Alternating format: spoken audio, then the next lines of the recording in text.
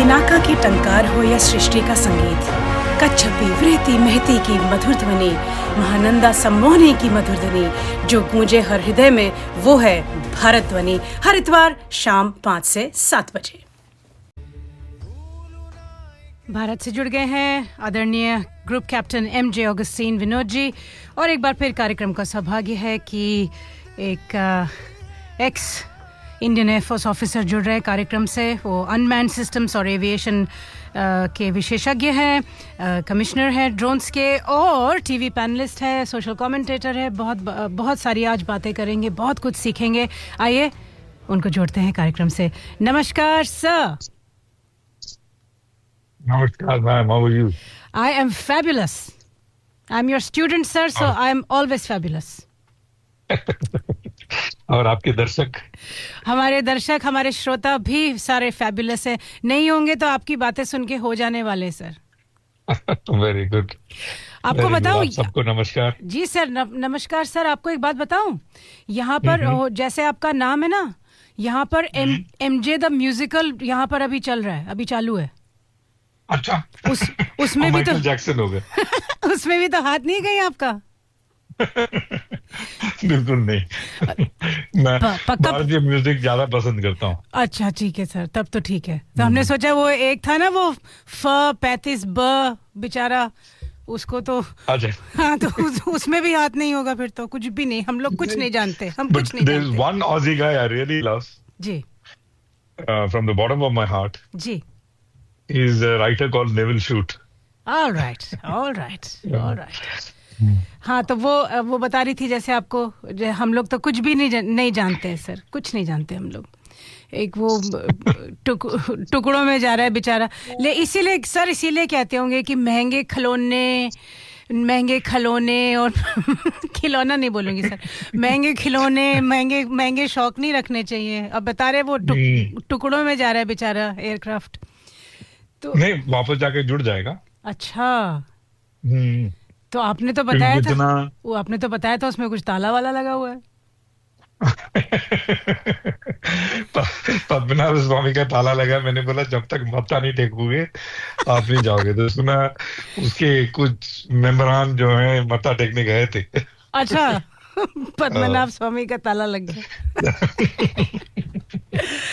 Right, sir. So once again, what an honor and what a pleasure कि जब भारतीय सेना के योद्धा जुड़ते हैं इस कार्यक्रम से। आप लोगों का आशीर्वाद है सर, प्रेम है, और आप लोग इतने सहजता से इतनी बड़ी बातें हम लोगों को बताते हो, सिखाते हो, उसके लिए बहुत बहुत आप लोगों को प्रणाम, साधुवाद, धन्यवाद सर। जी सर, तो ये बताइए कि, और सर पहला सवाल, what is it like to serve Bharat and of course in the Indian Armed Forces? What is it like, sir? बहुत महत्वपूर्ण सवाल है, और इस सवाल का अगर मैं आपके जो श्रोता हैं उनको ये रिक्वेस्ट करूंगा कि 1 मिनट जरा आंख बंद करके ये जो मेरी बातें हैं इसको जरा जहन में उतारने की कोशिश कीजिएगा। जी। हम सारे फौजी, सारे जब हम सर्व करते हैं, स्पेशली जो फ्रंटलाइन वाले हैं, जैसे भारतीय वायुसेना में जो फ्रंटलाइन में सर्व करते हैं वो पायलट्स हैं, और खास करके फाइटर पायलट्स हैं, और आर्मी में सभी लोग जो भी आरआर में हर आर्म वाले या फिर इन्फेंट्री वाले, हम सब जब सर्व करते हैं तो हम सिर्फ उस दिन के लिए जीते हैं, और एक ही पर्पस से जीते हैं कि कहीं दुश्मन हमारे ऊपर, हम व्यक्तिगत हमारे ऊपर और हमारे देश के ऊपर किसी भी एंगल से हावी ना हो, अपनी जान की आहुति देना पड़े, खुशी देंगे। ये जो हमारे खून में जो भरा हुआ है, शायद इसको समझने में आपको आंख मूंद करके एक बार सोचना होगा, और ये जो थॉट प्रोसेस है इसको अपने अंदर ला करके आप अपने आप को उसमें महसूस करके देखिए, तो आपको समझ में आएगा पहली बात कितना कठिन है इसको महसूस करना, और दूसरी बात जब एक बार आप इसको महसूस कर लेते हैं पूरी तरह, ऐसा आप एक क्षण के लिए समझिए, आप एक योद्धा खुद बन जाते हैं, तो आपको एक फ्रीडम नजर आएगा, या एक फ्री फीलिंग महसूस होगा जब आप उस दिन के लिए जीते हैं, और उस क्षण के लिए ही जीते हैं, जब जब आपको मौका मिले कि आपके देश को देश की सेवा दे सकें आप, और उस दौरान अगर आपकी जान भी चले जाए कोई परवाह नहीं है। ये जो थॉट प्रोसेस है, जी it sets you free, it completely sets you free. And ये जो थॉट प्रोसेस है, ये कभी जाता नहीं आपके मन से और आपके जहन से या आपके खून से। जी और ये थॉट प्रोसेस के साथ अब पूरे जीवन जब बिताते हैं, तो कोई चीज आपको टच भी नहीं, डिस्टर्ब छू भी नहीं नहीं करता, सकते, छू भी नहीं छू सकते। भी नहीं सकता। राइट। तो अब हम्म, आपने जो ये बोला है, और जैसे आप बोल रहे थे सर, तो वो हम्म, उससे ये भी महसूस होता है कि कितनी भी आपकी कठिन आपको परिश्रम करना पड़े, आपकी ट्रेनिंग कितनी कठिन होती है, और स्पेशली जो ब्लैक कैट कमांडोज है या कोई और भी स्पेशलाइज्ड फोर्सेस होंगी, वो आप हम्म, लोगों को पता होंगी, हम लोग को नहीं पता होंगी। तो वो उनकी जितनी भी कठिन परिश्रम है, कितनी भी उनकी कठिन ट्रेनिंग है, आप लोग वो पल में कर लेते हो, क्योंकि जो आपने जो बताया कि जब तक वो फीलिंग ही नहीं होगी, आप वो महसूस ही नहीं करोगे, तो वो पॉसिबल नहीं है कि आप देश के लिए ही नहीं, हो। बिल्कुल सही। देखिए, मैं आपको बताऊं, कुछ हम लोग जैसे चंद लोग थे, मैं एक, मेरे से एक सीनियर जी थे सिद्धू, जिनका मतलब नाम ले रहा हूं मैं, जी ऐसे एक यादव जी थे, एक राणा था, ये सारे थे ही हैं, क्योंकि ये सब अपने प्राण देश के लिए दे चुके हैं। हाँ बट मेरे बहुत करीब दोस्त है, मेरा मेरा भी एक बार एक्सीडेंट हुआ, मैं आईसीयू में रहा, में के किसका क्रैश हुआ, चेहरा जल गया। हाँ लेकिन ये जो ट्रेनिंग है, फिजिकल ट्रेनिंग हो या फिर फ्लाइंग का ट्रेनिंग फिजिकल ट्रेनिंग से भी बहुत कठिन होता है, क्योंकि आप जब 8-9 G के वो खींचते हैं, आपका बॉडी 9 टाइम्स ग्रेविटी जब महसूस करता है, तो दिल का धड़कन जो है 240-260 के आसपास चले जाता है। तो बॉडी के लिए बहुत बड़ा एक बॉडी संघर्ष कर रहा होता है आपके साथ, आपके ब्रेन के साथ जुड़े रहने के लिए और आपके डिमांड को देने के लिए। तो उसको एड करते हैं ऑक्सीजन, 100% ऑक्सीजन तो हम ले ही रहे होते हैं। तो इसके बाद फिर हम फिजिकल भी करते हैं, जैसे शाम को पीटी या सुबह पीटी भी करते हैं। शाम को अक्सर पीटी होता ही होता है। फ्लाइंग के बाद हम जॉर्ज जब लौट के आते हैं, उसके बाद जो जिनका मैंने नाम लिया और मेरे दोस्त और मैं, हम चले जाते थे लंबी दौड़ लगाने। 25-30, कभी 40, जिस दिन ऑफ हुआ तो 85 किलोमीटर भी हम दौड़ते थे। तो हमें लगता था कि जितना भी हम पुश करें अपने बॉडी को, वो कम है, क्योंकि जब जरूरत होगी तो हमारी बॉडी बिल्कुल तैयार होनी चाहिए हमारे ब्रेन के डिमांड को फुलफिल करने के लिए। तो ये जो जज्बा है, ये जो जुनून है, ये महसूस करे महसूस होता है। वैसे महसूस करना थोड़ा डिफिकल्ट है, इसलिए मैंने शुरू में कहा था, आप आंख बंद करके जरा एक बार इस फीलिंग को अपने अंदर लाने की कोशिश कीजिए, और देखिए कितना आप एकदम हल्का फील करेंगे, और हर परेशानी जो है आपकी जिंदगी की सुमंदर हो जाएगी। जी जी, got it sir. And once again please हम लोगों के दिल की गहराइयों से, दिल की तह से सर, आप लोगों को सल्यूट। और माँ भारती की सेवा जो आप कर रहे हैं, हम लोग तो शायद उसका 0.001% भी अगर हम लोग कर पाए, तो वो भी हमारे लिए बहुत गर्व की बात होगी सर। नहीं, ये मैं आपके इस बात से मैं सहमत नहीं हूँ। इसलिए नहीं हूँ जी क्योंकि माँ भारती की सेवा, पहली पहली बात, हम माँ भारती की सेवा जो है, हम सारे जी जो भी भारतीय हैं और भारत के मूल के हैं, वो सारे अपने अपने हिसाब से कर ही रहे हैं। जी मेरे ख्याल से शायद ही कोई ऐसा देश हो जिसके अंदर इतने सारे देश प्रेमी, मतलब हर कोने में हूं। शायद ही कोई ऐसा देश हो मेरा भारत छोड़ करके, पहली बात। दूसरी बात, हमारे यहाँ हम सब सनातनी हैं, तो हम इस काया को हमारी आत्मा के साथ नहीं जोड़ते हैं। हम परमात्मा के एक बूंद हैं।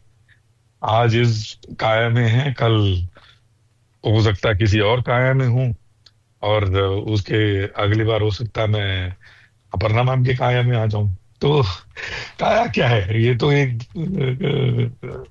ड्रेस है, इसको हमने पहन लिया इस बार, और इस बार ये सेवा देने का मौका मिला, इसके लिए हम शुक्रगुजार हैं। और जिसकी वजह से शायद, क्या बोलते हैं, हमारी जो आत्मा है थोड़ी क्लेंज हो जाएगी, धीरे धीरे हम परमात्मा में मिल जाएंगे। तो हमारे लिए, भारतवासियों के लिए स्पेशली, कनाडी जुड़े रहना हमारे लिए कोई बड़ी बात नहीं है। तो हम हमेशा अटैच्ड डिटैच्ड ही रहते हैं। मैंने ये जब यूएस में रहा महीना 2 महीना, हाल ही में, इससे पहले भी, और यूरोप में जब रहा, जहां लोग अपना उनको लगता है कि यही जन्म है सब कुछ, तो ऐसे लोगों से जब मिलता हूं तो मुझे समझ में आता है कि हम भारतीय जो हैं, जहां भी रहे, कितने बाकी दुनिया से कितने अलग हैं, भिन्न हैं, वो ठीक। जी जी, बहुत सुंदर सर। हम्म। अब आपसे ये जो प्रश्न आपसे अब आपके समक्ष रख रही हूँ, वो ये कि कृपया ये बताइए कि जो अभी जो लेटली हाल ही में बातें हुई हैं, वो पूछना आपसे बहुत अनिवार्य है। पहले बात तो ये कि अजीत डोभाल जी ने तो आके जो क्लैरिटी दी, और एज नेशनल राष्ट्रीय सुरक्षा सलाहकार है वो, तो उन्होंने जो 23 मिनट की बात बताई, और जो जितने भी ये जो नए सेयर्स हैं, और जो भारत की छवि को और धूमिल करने की कोशिश करते ही रहते हैं, और धूमिल और कैसे कर ले, और कैसे लगता है कोई कंपटीशन चल रहा है, कौन कितना आगे बढ़ के बोल सकता है। तो इसके परिप्रेक्ष्य में, तथा जो और भी बातें सामने आ रही हैं ऑपरेशन सिंदूर को लेकर, आपसे चाहूँगी सर कुछ और अगर आप हम लोगों को क्लैरिटी अगर जो भी आप दे सकें, या जो आप शेयर करने के आप क्षमता हो, आपको अलाउड हो, तो वो आप बताएं, कृपया बताइए, क्योंकि ये तो बता रहे मदर ऑफ ऑल ऑपरेशंस। देखिए, आपको ये ऑपरेशन को समझने के लिए फिर से मैं कहूंगा अपने आपके श्रोताओं को, जी, इसको जरा इमेजिन कीजिए। Just close your eyes for my sec for next 5 seconds, 10 seconds, और इमेजिन कीजिए यूक्रेन रशिया के साथ पिछले 3 साल से लड़ाई कर रहा है। एक दूसरे को लोगों को मार रहे हैं, टैंक्स जा रहा है, लोग जा रहे हैं, जैवलिन मिसाइल जा रही हैं, फाइटर जहाज जा रहा है, ड्रोन्स जा रही हैं। ना यूक्रेन को खास कुछ फर्क पड़ा है, रशिया को तो खैर कोई फर्क नहीं पड़ा। उसके ऑपोजिट में आप देखिए, 23 मिनट में 9 बेस निस्तो नाबूद कर दिया हमने। मात्र 23 मिनट में वेपराइज घुटने टेकने पे मजबूर कर दिया हमने कि उसका जो डीजी ऑपरेशन, डीजीएमओ है, डीजी मिलिट्री ऑपरेशन, उन्होंने तुरंत फोन कर दिया हमारे डीजीएमओ को, जब वो बाहर थे कहीं, कि सर प्लीज रोक लीजिए, बचा लीजिए आप। और हमने उनके गुहार को तुरंत मान लिया। हमने बोला देखो भाई, ये तो सिर्फ झांकी थी इस झांकी में ही तुम्हारी ये हालत हो गई है, तो आगे जब बाकी पिक्चर आएगी तो आपका क्या हालत होगा। वो था इमीडिएट अटैक का इफेक्ट, और आज तक उस इफेक्ट से पाकिस्तान निकल नहीं पाया।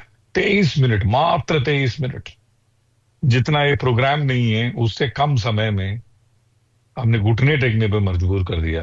तो आप ये दोनों आर्म्ड फोर्सेस को कंपेयर कीजिए और देखिए कितना कैपेबिलिटी में, मतलब जमीन आसमान कहते हैं, लेकिन मैं तो बोलूंगा आसमान और एक पूरे कायनात और एक कीड़े की जो वो है, कीड़ा भी नहीं कहना चाहिए, वो भी एक जीव है, मैं ऐसे कह रहा हूं, मतलब कोई कंपैरिजन ही नहीं है दोनों के बीच में। राइट। और ये जो कह रहे हैं कि जो एक अमेरिकन जो फाइटर पायलट है आपकी तरह, तो उन्होंने कहा है कि ना ऐसी स्ट्रैटेजी, ना ऐसी जो जिस तरह से भारत ने अपने आप को सशक्त किया है, बलवान किया है, और जिस तरह से ये ऑपरेशन सिंदूर जिस तरीके से लॉन्च हुआ और पूरा किया गया। तो सर वो बता रहे हैं कि उन्होंने जो वो कमेंट कर रहे हैं, वो कह रहे हैं कि कमेंट क्या मतलब इंटरव्यू है उनका पूरा, तो वो कह रहे हैं कि ऐसी स्ट्रेटजी ना पहले कभी हुई है, ना भूतो ना भविष्यति। अब भविष्य में तो काफी इन्फ्लुएंस आप लोग कर लेंगे, लेकिन ऐसा कभी हुआ नहीं है। Is that true? देखिए जी सर।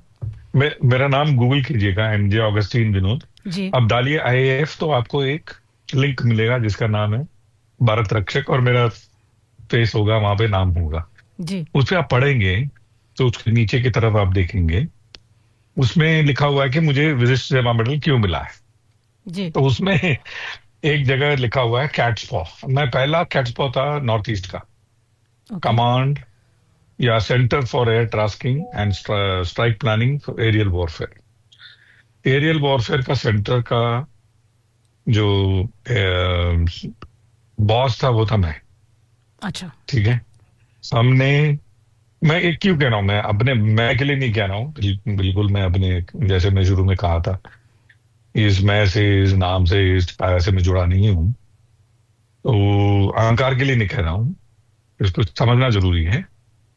तो उस दौरान हमने वॉर प्लान लिखा था चाइना के खिलाफ। वो टॉप सीक्रेट वॉर प्लान है, आज भी किसी को मालूम नहीं है उसके बारे में, और उसके ऊपर काफी लोगों ने और काम किया, उसको बेहतर किया है, जिसकी वजह से मुख्यतः मुझे ये सब मिलने का कारण वही है। उस वॉर प्लान को हमने 2-3 बार प्रैक्टिस भी किया, फाइन ट्यून भी किया।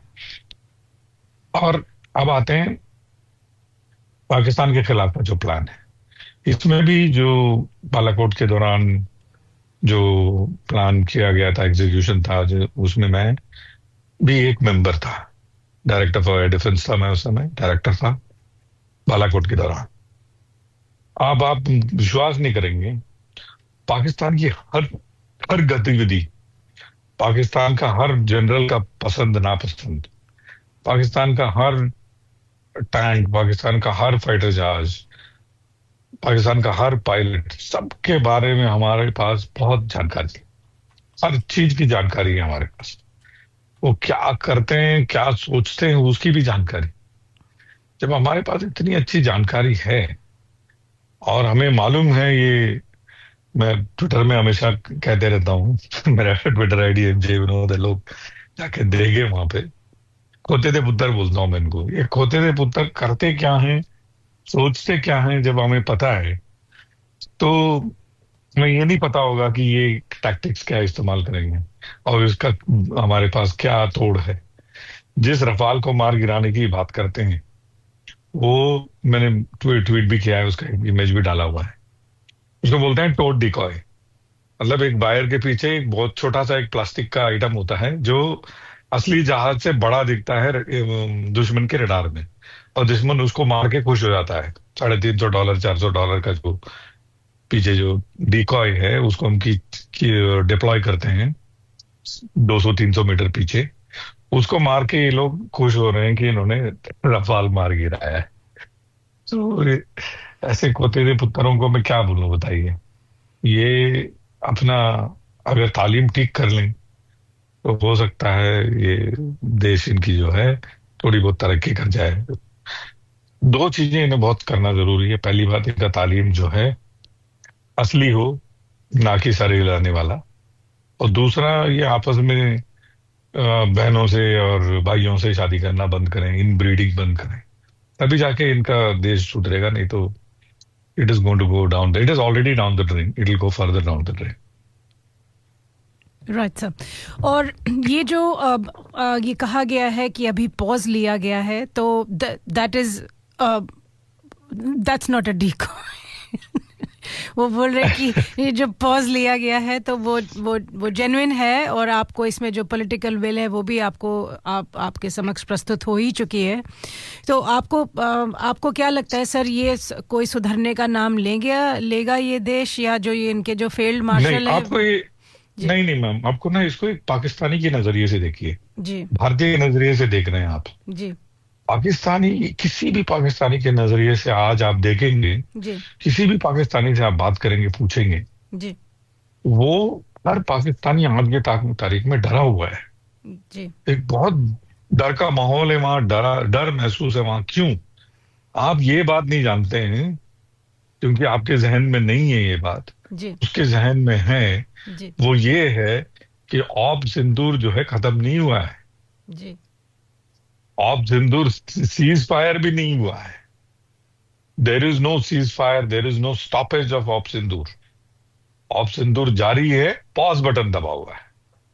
अब उस पॉज बटन को अब कब हम अनपॉज करें, हमारे पास। There is no ceasefire and there is no cessation of op Sindoor. Op Sindoor is ongoing operation. आप सोचिए, आप अगर आप थप्पड़ मारने वाले हैं, थप्पड़ खाने वाले को कितना डर होगा। वो सुपरमार्केट भी जा रहा होगा, ग्रोसरी लेने भी जा रहा होगा, है, सड़क पे भी चल रहा होगा, वो ऊपर ही देख रहा होगा कि कहाँ ब्रह्मोस कहाँ से आ रहा है, कब मेरे ऊपर ब्रह्मोस लग जाएगा। तो you have to understand this from a Pakistani perspective, and I am not saying this as an embellishment. मैं इसको एक अतिशोक्ति बना करके नहीं बोल रहा हूँ। जी आप किसी भी पाकिस्तानी यूट्यूब चैनल, जो आज खैर मोस्टली इंडिया में सब बैंड है, बट आपके यहाँ बैंड नहीं है, आप खोल करके देख लीजिए, वो हर एक में नैरेटिव या फिर हर एक का जो डिस्कशन पॉइंट यही है कि ऑप सिंदूर पॉज है। मेन स्ट्रीम मीडिया भी इसी, उनकी मेन स्ट्रीम मीडिया आज से नहीं, जिस दिन से पॉज बटन दबा है उस दिन से इसी की जिक्र कर रही है, यही बातें कर रही है, इंक्लूडिंग जो अजीत डोभाल जी का जो स्पीच है उसके बारे में भी बड़ी चर्चा हो रही है। तो ये बहुत जरूरी है हमें समझना कि दुश्मन के दिल में खौफ है। राइट।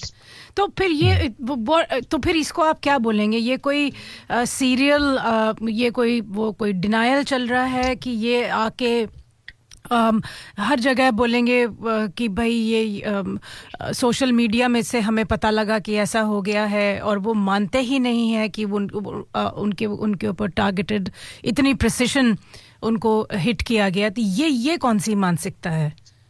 ये नहीं भाई नहीं, वो तो खैर उसमें मैं वैसे शाहबाज शरीफ जो है ना, जी वो पहली बात तो बहुत ही लो आईक्यू किस्म के इंसान हैं। वो इससे मालूम होता है कि कौन वजीर आजम पोडियम में आके ये कहेगा कि ये आए और हमारे ऊपर इन्होंने ब्रह्मोस मार दिया है, हमारे नूर खान बेस को मार दिया, रावलपिंडी को मार दिया है, जबकि पूरी की पूरी जो इनकी फौज की जो मशीनरी जो है ये कहने में जुटी हुई है कि हमारे ऊपर कुछ नहीं हुआ।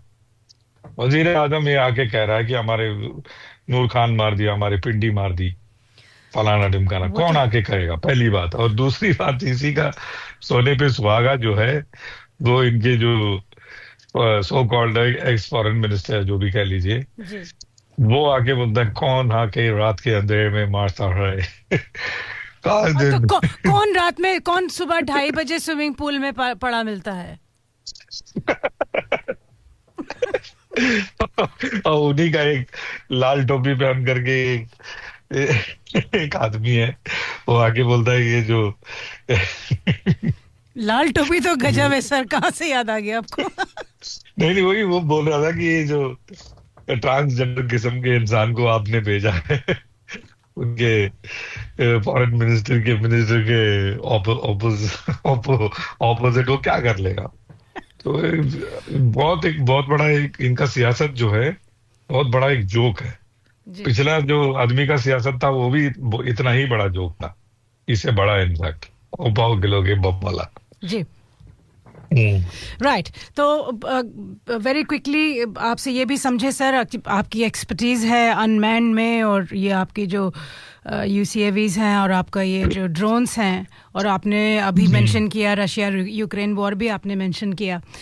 आप कैसे देखते हैं आने वाले आने वाले 2 से 5 साल? आप कैसे देखते हैं कि कैसे बदलेगा विश्व में जो लड़ाई का जो युद्ध प्रणाली है, वो कैसे बदलेगी?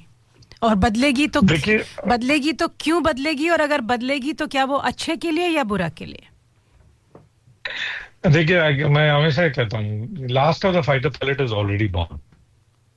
आखिरी फाइटर फाइटर पायलट की जन्म जो है हो चुकी है। आगे फाइटर पायलट नहीं इस्तेमाल में लाया जाएगा। पायलटेड एरोप्लेन जो है वो उसका इस्तेमाल नहीं होगा, क्योंकि धीरे धीरे जो ट्रेडिशनल फाइटर्स का जो काम था वो ड्रोन ने धीरे धीरे उसको लेना शुरू कर दिया। जैसे मिग मिग 25 हुआ करता था एक जहाज, या यूएस में एक जहाज हुआ करता था U-2। इनका काम क्या था कि दुश्मन के इलाके में जाओ और फोटो ले आए। और वो अभी सैटेलाइट करता है और ड्रोन्स करते हैं। मोस्टली ड्रोन्स करते हैं जो टैक्टिकल, जिसका हमें इंफॉर्मेशन जरूरत है। देखिए सैटेलाइट क्या करता है, सैटेलाइट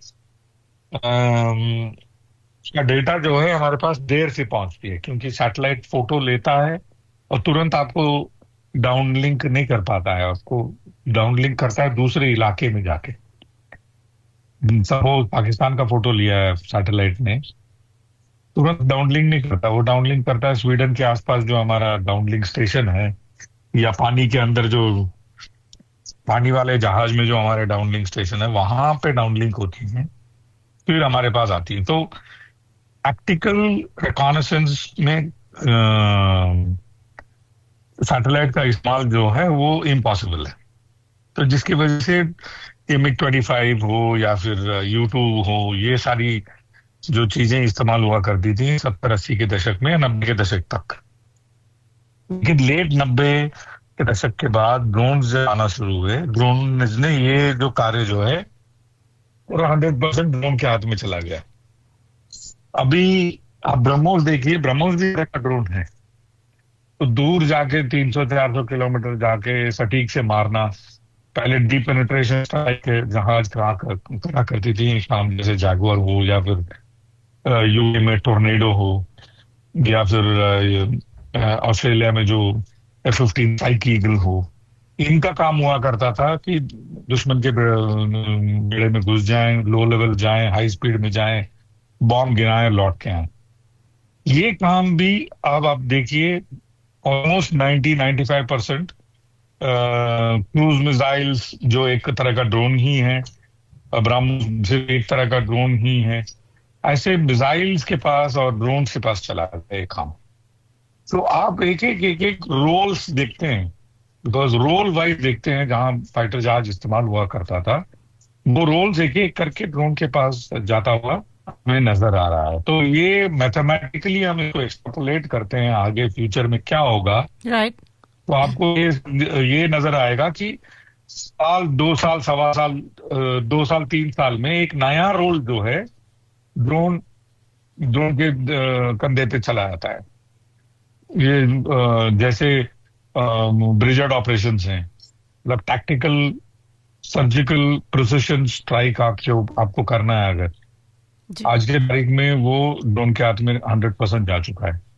जैसे काउंटर इंटेलिजेंस, CICT जिसको हम कहते हैं, counter insurgency and counter terrorist strike में जो तुरंत हमें प्रैक्टिकल इंफॉर्मेशन चाहिए है, वो पहले ऑब्जर्वर्स करते थे या फिर एक फाइटर एयरक्राफ्ट गश्त लगाता था ऊपर और वहां से वीडियो मिला करता था। वो आज छोटे छोटे ड्रोन कर रहे हैं, जो 5 साइज के ड्रोन कर रहे हैं वो काम। तो ऐसे करके हर एक रोल जो है धीरे धीरे ड्रोन की तरफ जाएगा, आ रहा है। फाइनली एक ऐसा दिन आएगा 10-15 साल बाद कि फाइटर पायलट के पास फाइटर जहाज में बैठने की जरूरत नहीं होगी। जो AMCA है उसमें भी हम उसको ऑप्शनली पायलट बना रहे हैं। विंगमैन जो है, लॉयल विंगमैन प्रोग्राम, मैं कहूंगा श्रोताओं से कि आप गूगल करें loyal wingman program. Loyal wingman में कैसा है कि फाइटर जहाज के साथ 5-6 ड्रोन जाया करेंगी, जिसके उस ड्रोन में मिसाइल्स और बॉम्ब से लैस होंगे वो ड्रोन। फाइटर जहाज को क्रॉस करने की जरूरत नहीं पड़ेगी। जैसे जैसे टैक्टिकल सिचुएशन बन रहा है, हवा से हवा में मार करने वाले मिसाइल, या ग्राउंड में कोई टैक्टिकल सिचुएशन बन रहा है जहां दुश्मनों का टैंक का बेड़ा देखा गया है सपोज, तो उसके ऊपर ये लॉयल विंगमैन को, ये पायलट जो है फाइटर पायलट, हो सकता है पठानकोट या अंबाला के ऊपर गश्त लगा रहा हो, वो बोलेगा अच्छा वो he will assign one of the drone, एक ड्रोन को असाइन करेगा, वो ड्रोन जाएगा वहां पे, वो बॉम्ब गिराएगा वो टैंक्स के ऊपर, या दूसरा ड्रोन जो हवा से हवा मारेगा मिसाइल्स को, और दुश्मन के फाइटर को गिराएगा। इस तरह से लॉयल विंगमैन काम करेगा, और लॉयल विंगमैन प्रोग्राम हमारा शायद दुनिया में सबसे तेजी से चल रहा है। मेरे ख्याल से एक ऑपरेशनल लॉयल विंगमैन हम, हो सकता है यूनाइटेड स्टेट्स या फिर बाकी किसी जो सो कॉल्ड एडवांस नेशन से पहले हमारा loyal wingman program roll out हो जाए। जब loyal wingman program roll out हो जाएगा, जब ये फाइटर जहाज में बैठ करके ये पायलट जो हैं बाकी विमानों को जो ड्रोन हैं उसको नियंत्रित करेंगे, तब हमें ये समझ में आएगा कि हो सकता है फाइटर को वहां गश्त लगाने की जरूरत ही ना हो। तो उस फाइटर पायलट को जो अंबाला के ऊपर या कहीं भी गश्त लगा रहा हो, उसको हम जमीन में भी बिठा सकते हैं। जी सिर्फ एक कम्युनिकेशन प्रणाली तो देनी है। तो इस तरह से धीरे धीरे जो है ड्रोन्स एंड यूकैव्स, जिसकी मैंने जिक्र किया है ना, अनमैन्ड कॉम्बैट एरियल व्हीकल्स, तो अनमैन एरियल व्हीकल या ड्रोन्स और यूकैव्स में फर्क ये है, यूकैव हवा से हवा डॉग फाइट भी कर सकता है, लेकिन जो ड्रोन्स हैं वो डॉग फाइट वगैरह ना आज के तारीख में नहीं करता है, क्योंकि डॉग फाइट करने के लिए आपको information processing and decision making instantaneous चाहिए, एआई एनेबल्ड होना चाहिए। उस पे काम चल रहा है, पूरी दुनिया में काम चल रहा है। अभी तक कोई ऐसा प्रणाली आया नहीं है दुनिया में, लेकिन अगले 5 से 10 साल में आ जाएगा। हो सकता है भारत में सबसे पहले आ जाए। तो जो दूसरे फाइटर जहाज के साथ या दूसरे ड्रोन के साथ ये डॉग फाइट या फिर जो combat, air to air combat करके उसको मार गिराएं, वो प्रणालियां भी बिल्कुल तेजी से जोर पकड़ा हुआ है। वो भी जैसे मैंने कहा 5 से 10 साल में वो भी रोल आउट हो जाएगा। तो ये है फ्यूचर वॉरफेयर में ड्रोन की जो भूमिका रहेगी, संक्षेप में मैंने बताया आपको। जी सर, ये अगर हम ये जो देख रहे हैं, एक पैटर्न देख रहे हैं, उसमें आपने जो रशिया यूक्रेन पे या यूक्रेन रशिया पे इतने हमले कर रहे हैं, ड्रोन्स भी ला रहे हैं यूज़ में, आप ये इतने लंबे जो ये युद्ध खिंच जाते हैं, और ऐसा कोई भी देश नहीं है जो इफेक्ट नहीं होता, और स्पेशली जो डायरेक्ट उनके जो सप्लाई चेन भी जो अवरोध बनता है, तो ये क्यों हो पाता है? अगर ये इतनी लेटेस्ट टेक्नोलॉजी को भी ला रहे हैं यूज़ में, और ये भी आप जो बता रहे हैं कि जो आने वाला समय भी आपने जो अभी बताया, तो ये जो युद्ध लंबे खिंच रहे, ये क्यों है? देखिए, एक जमाने में ये कहा जाता था कि Wars will be short and Swift, बहुत भयंकर होगा लेकिन छोटा होगा। जी। ये जो थॉट प्रोसेस जो है, ये पैराडाइम शिफ्ट हुआ है यूक्रेन रशिया वॉर में। हमास और इजराइल का जो लड़ाई है, हमास हिजबुल्लाह की लड़ाई में, या इजराइल और ईरान की लड़ाई में। तो ये जो आजकल जो जितने सारे वॉर शुरू हुए हैं, उसमें हमें ये समझ में आया है कि शॉर्ट एंड स्विफ्ट वॉर का समय खत्म हो चुका है। लॉन्ग ड्रॉन एट्रिशन वॉरफेयर, या फिर जैसे अभी हमने सिंदूर में किया पॉज्ड वॉरफेयर, मतलब शॉर्ट होगा फिर पॉज हो जाएगा, फिर शॉर्ट होगा फिर पॉज हो जाएगा। क्योंकि ये सारी जो पैराडाइम शिफ्ट है वॉर के थॉट प्रोसेस में, ये जो है ये अभी कंट्रीज को ड्राइंग बोर्ड पे लेके गई हैं वापस। क्यों? क्योंकि ये एक 15 राउंड का बॉक्सिंग मैच की तरह है, ना कि फर्स्ट राउंड नॉकआउट की तरह। अगर आपका स्ट्रेटेजी 15 राउंड चलाने का है, तो आप फर्स्ट राउंड में आप थका नहीं देंगे अपने आप को, you will conserve your energy. तो इस तरह की जो थॉट प्रोसेस की वजह से हमें ये समझ में आ रहा है अभी, रशिया का जो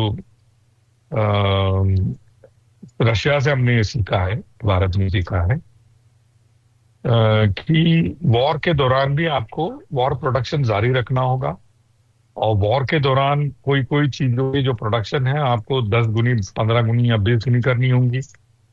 तो पीस टाइम में उसकी खपत नहीं होगी, लेकिन वॉर टाइम में एकदम खपत जब शुरू हो जाएगा, आपके पास प्रोडक्शन कैपेबिलिटी होनी चाहिए, जो शुरू में रशिया के पास नहीं था। आज की तारीख में रशिया ने उस प्रोडक्शन कैपेबिलिटी को 100 गुना बढ़ा दिया है। फॉर एग्जाम्पल, आपके जो स्मॉल आर्म्स के जो राउंड्स हैं, वेपन के जो राउंड्स हैं, पीस टाइम में आप प्रैक्टिस के तौर पे 3 महीने में एक बार 100 राउंड मारते हैं, लेकिन वॉर टाइम में आपका 2-4 क्लिप जो है 1 मिनट में खत्म हो जाएगा। 100 राउंड आपके 5 मिनट में खत्म हो जाएंगे। तो आप खपत में देखिए फर्क। पीस टाइम में हम ट्रेनिंग के दौरान 3 महीने में एक बार अगर 100 राउंड मार रहे हैं, वॉर टाइम में आपको 100 राउंड जो है मिनिमम,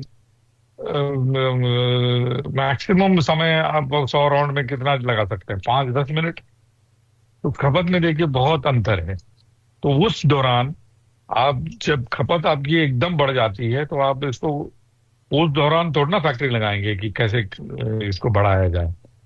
तो आपको ये जो वॉर सस्टेनेंस एफर्ट्स जो है वो शुरू पहले से इस टाइम में करके रखना होगा, इसमें कोई दो राय नहीं है। 2-4 चीजें जो हैं वॉर टाइम के दौरान आपको, एक बार आप उसको खो देते हैं तो दोबारा उसको बनाना बड़ा मुश्किल हो जाता है। जैसे हवाई जहाज, अगर आपके पास 100 मिग हवाई जहाज है, I am just taking an example, जी।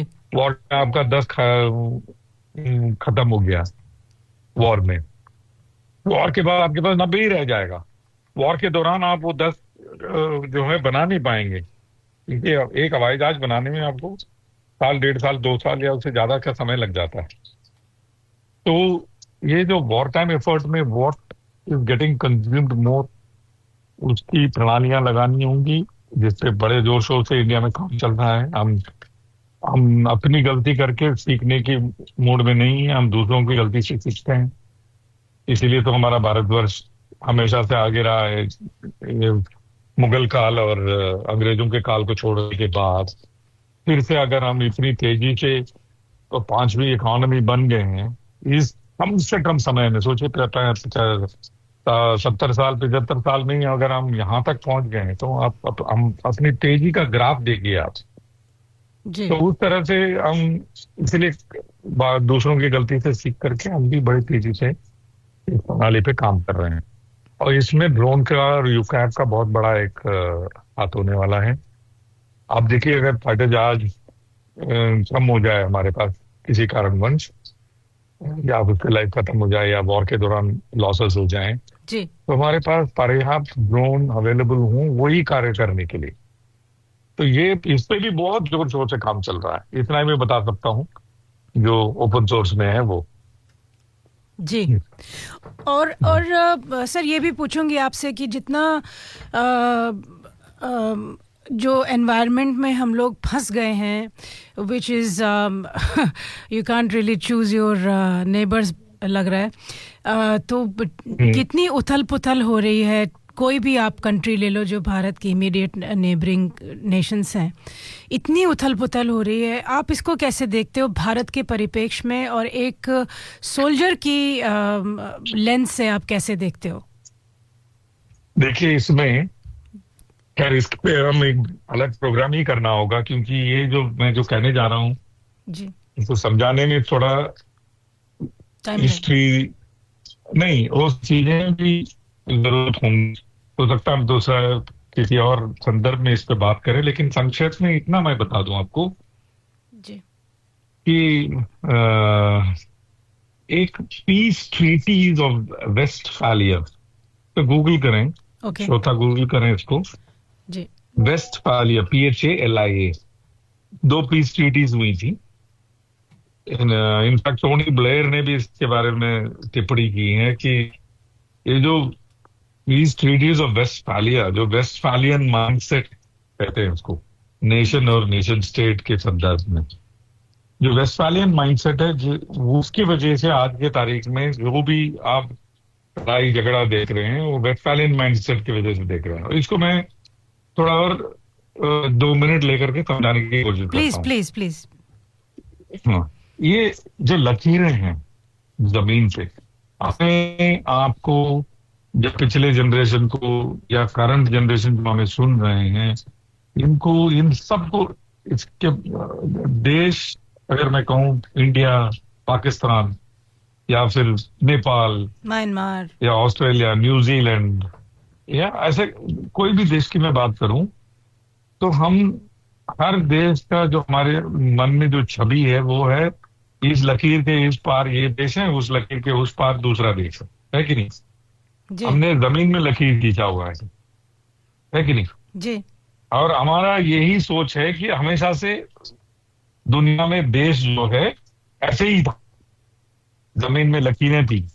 नहीं, ये पीसफुली ट्रीटीज ऑफ वेस्टफैलिया के बाद ही ये जो जिस तरह से हम नेशन और नेशन स्टेट को देखते हैं वो बदला है।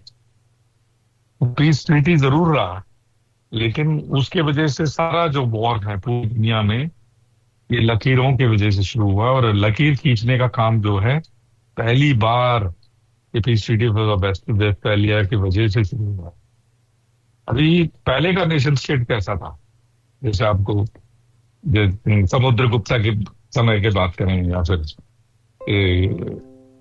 अशोका के समय की बात करें, तो पहले नेशन और नेशन स्टेट समझना जरूरी है। जैसे आप ऑस्ट्रेलिया में बैठे हैं, आप भारत के मूल के हैं और आप लेकिन ऑस्ट्रेलियन सिटीजन हैं, तो जब nation state, Indian nation state की बात करते हैं आप, उसमें आप उस दायरे में आप नहीं है। क्यों नहीं है? क्योंकि आप नेशन के अंदर नहीं है, लेकिन मतलब नेशन स्टेट के अंदर नहीं है, मतलब उसके दायरे के अंदर नहीं है। लेकिन जब हम नेशन की बात करते हैं, कोई भी भारतीय कहीं भी बैठा हो वो भारतीय नेशनल है, नेशन में रहता है। तो अगर अशोका के दौरान समझ लीजिए तेलंगाना से कोई ट्रेड करने दिल्ली गया था, he does not follow the rules of Delhi. वो अपने जो कंट्री का जिस जगह से आया है वो उस रूल्स को फॉलो करता है, और जमीन में कोई लकीरें नहीं थी। तो you had a main state and you had supporting state, vessel Nations, इस तरह के प्रणाली में चला था, जिसकी वजह से हमको पुराने जो मैप उठा करके आप देखते हैं तो एक रंगीन मैप दिखता है, कोई लाइनें नहीं दिखती हैं। जी आप ध्यान से देखिएगा कोई भी पुराना मैप उठा करके, मैं श्रोताओं को भी कहूंगा, उसमें कहीं भी आपको लकीर नहीं नजर आएगी, क्योंकि कभी लकीर थी नहीं वेस्टफैलिया से पहले, ट्रीटीज ऑफ वेस्टफैलिया से पहले। तो ये जो उथल पुथल जो भी हो रहा है, ये हो रहा है लकीरों की वजह से। क्या नेशंस इसके बारे में बात कर रही हैं? बिल्कुल कर रही हैं। टोनी ब्लेयर ने इसके बारे में बिल्कुल साफ साफ कहा था, यूनाइटेड नेशन ने इस पे काफी चर्चाएं हो रही हैं। जब आगे जाकर के हमारी जो बुद्धि और विकसित हो जाएगी और तालीम और बढ़ जाएगा, लोग पढ़ने लिखने लगेंगे, स्पेशली सोशोलॉजी के बारे में लोगों को जब समझ में आने लगेगा, तब धीरे धीरे लोग ये समझेंगे कि ये जो लकीरें जो हैं इसका जो सही मतलब क्या है। वो जब समझने लगेंगे तो फिर they will not compete, they will collaborate. आपको बहुत अच्छा अगर एग्जांपल दूं मैं, तो वो है यूरोपियन यूनियन। आप जो भी यूरोप जाते हैं, आप किसी भी जगह से किसी भी कंट्री में आराम से ड्राइव करके जा सकते हैं, लेकिन एक नेशन है और एक नेशन स्टेट है। नेशन स्टेट, अगर यूरोपियन यूनियन को देखा जाए तो सारा यूरोप जो है नेशन स्टेट है, लेकिन अगर आप नेशन की बात करते हैं तो इटालियन, फ्रेंच, पॉलिश, इस तरह की चीजों में आप फिर उतर आते हैं। तो ये है नेशन और नेशन स्टेट का जो संक्षेप में अगर मैं समझाना चाहूँ तो। जी बहुत ही पहले, यूरोपियन यूनियन से पहले अगर कोई नेशन बन सकता था, अगर सहमति होती लोगों के पास, और उसी तेजी से, अगर जिस तेजी से हमने शुरू किया था उसी तेजी से अगर हम चल रहे होते, आज सार्क से बड़ा नेशन स्टेट नहीं होता। सार्क बहुत अच्छा एक प्रयास था कि सभी नेशंस को एक साथ लाएं, और वो तभी हो पाएगा अगर इकोनॉमिकली हम इंटरट्वाइन हो जाए, एक दूसरे के साथ जुड़ जाए इकोनॉमिकली। हो सकता है आपके पॉलिसीज लकीरों को मिटाने की काम ना आए, लेकिन इकोनॉमिकली अगर जुड़ जाएं तो फिर लकीरें तो फिर लकीरें ही हैं। मैं आपको एग्जाम्पल देता हूँ। मैं अम्स्टरडैम से पेरिस आ रहा था। जी। रास्ते में एक रेस्टोरेंट में रुका। वो रेस्टोरेंट 3 अलग अलग कंट्रीज में बना हुआ है, और उस रेस्टोरेंट में लकीरें बनी हुई है। कुर्सी का एक टांग जो है बेल्जियम में है, दूसरा टांग जो है फ्रांस में है, और तीसरा जो है हॉलैंड में है। तो लेकिन कोई फर्क नहीं पड़ता वहाँ। तो वहाँ क्या लकीर की क्या मायने हैं।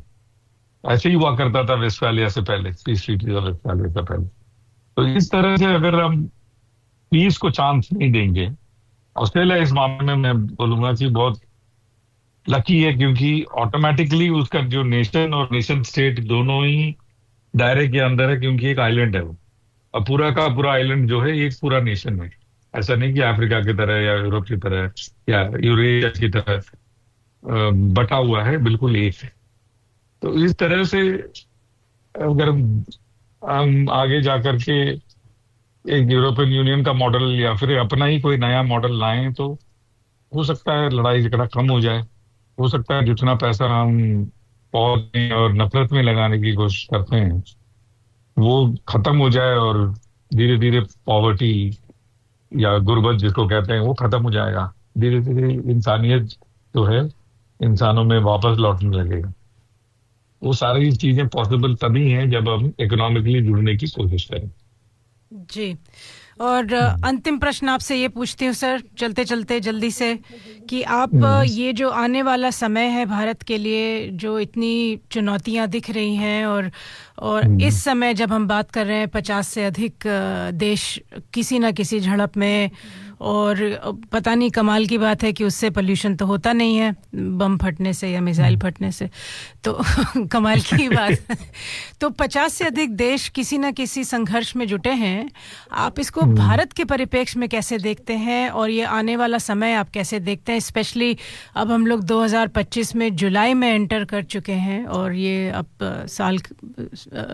साल के अंत की ओर अग्रसर हैं, 6 महीने बचे हैं। तो आप कैसे देखते हैं आने वाला समय, स्पेशली नेक्स्ट 6 to 12 months? देखिए, मैं आपको एक चीज बताऊं, बहुत जरूरी है ये बात समझना और श्रोताओं को भी समझना। जी।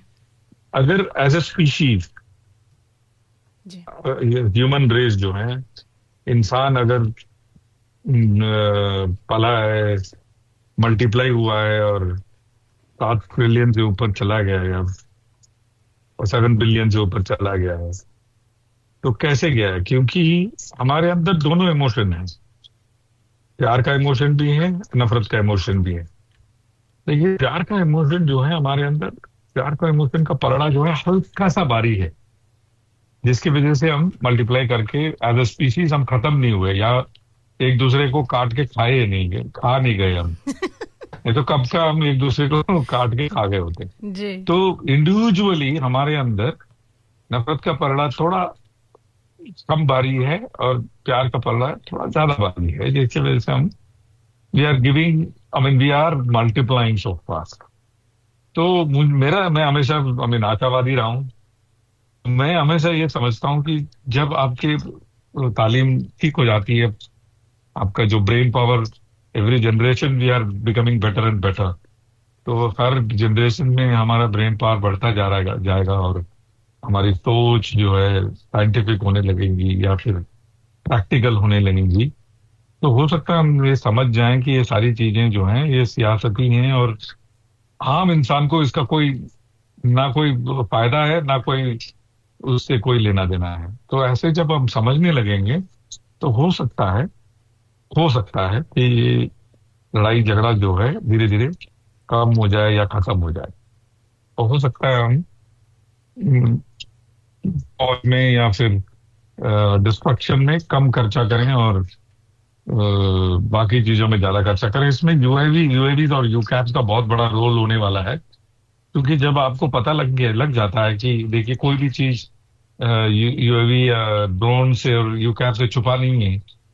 अगर आप दुश्मन को, मतलब दूसरे देश को मारने के लिए कोई भी प्रणाली बनाएंगे, तो ड्रोन आके उसको मार गिरा ही देगा। तो फिर आप बनाएंगे ही क्यों? अभी देखिए टैंक का खात्मा ऑलमोस्ट हो चुका है, क्योंकि टैंक कभी बच ही नहीं सकता है ड्रोन से। इतना बड़ा टैंक और इतना चुन्नू सा ड्रोन आके उसको खत्म करके चला जाता है। तो टैंक्स की जिंदगी तो लगभग खत्म हो चुकी है, कोई कंट्री अभी टैंक्स बना नहीं रहा है, जी क्योंकि टैंक इज सो वल्नरेबल। इस तरह से जब आप देखते हैं कि एक एक एक जबरदस्त फोर्स जो है, जिसका आपके पास अगर तोड़ ना हो, फिर आपके पास एक ही तोड़ बच जाता है, वो है पीस। तो जब वो पीस आपके पास एक ही विकल्प हो, तो आप वो विकल्प क्यों नहीं लेंगे? लेंगे ही, है ना।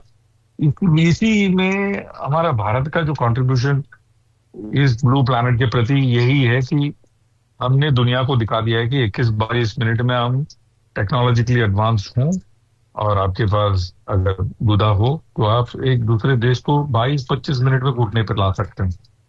और इतनी कैपेबिलिटी अगर हम बना के रखें तो पीस तो होगा ही। अगर ये इस तरह से अगर अपना हम स्ट्राइक ना करते, 22 मिनट में उनको घुटने टेकने में मजबूर ना करते, तो कितने माएं और बहनों का सुहाग और बच्चा छिन गया होता, सोचिए आप। अच्छा, तो जो तो टेक्नो मोदी जी ने जो कहा कि शांति का मार्ग भी शक्ति से मार ही, करो, नहीं तो हमारा गोली है ही। हाँ, शांति का मार्ग भी शक्ति से ही निर्धारित होता है। वो भी, और दूसरा उन्होंने बोला लड़ना है गुर्बत से लड़ो, लड़ना है तो बेरोजगारी से लड़ो। हमसे लड़ोगे तो हमारा गोली तो खाओगे ही तुम। वरना घर बैठो रोटी खाओ। हाँ, उधर से नहीं आप तो उधर से पाकिस्तान को गोली अगर आएगी, आज इधर से गोला चलेगा।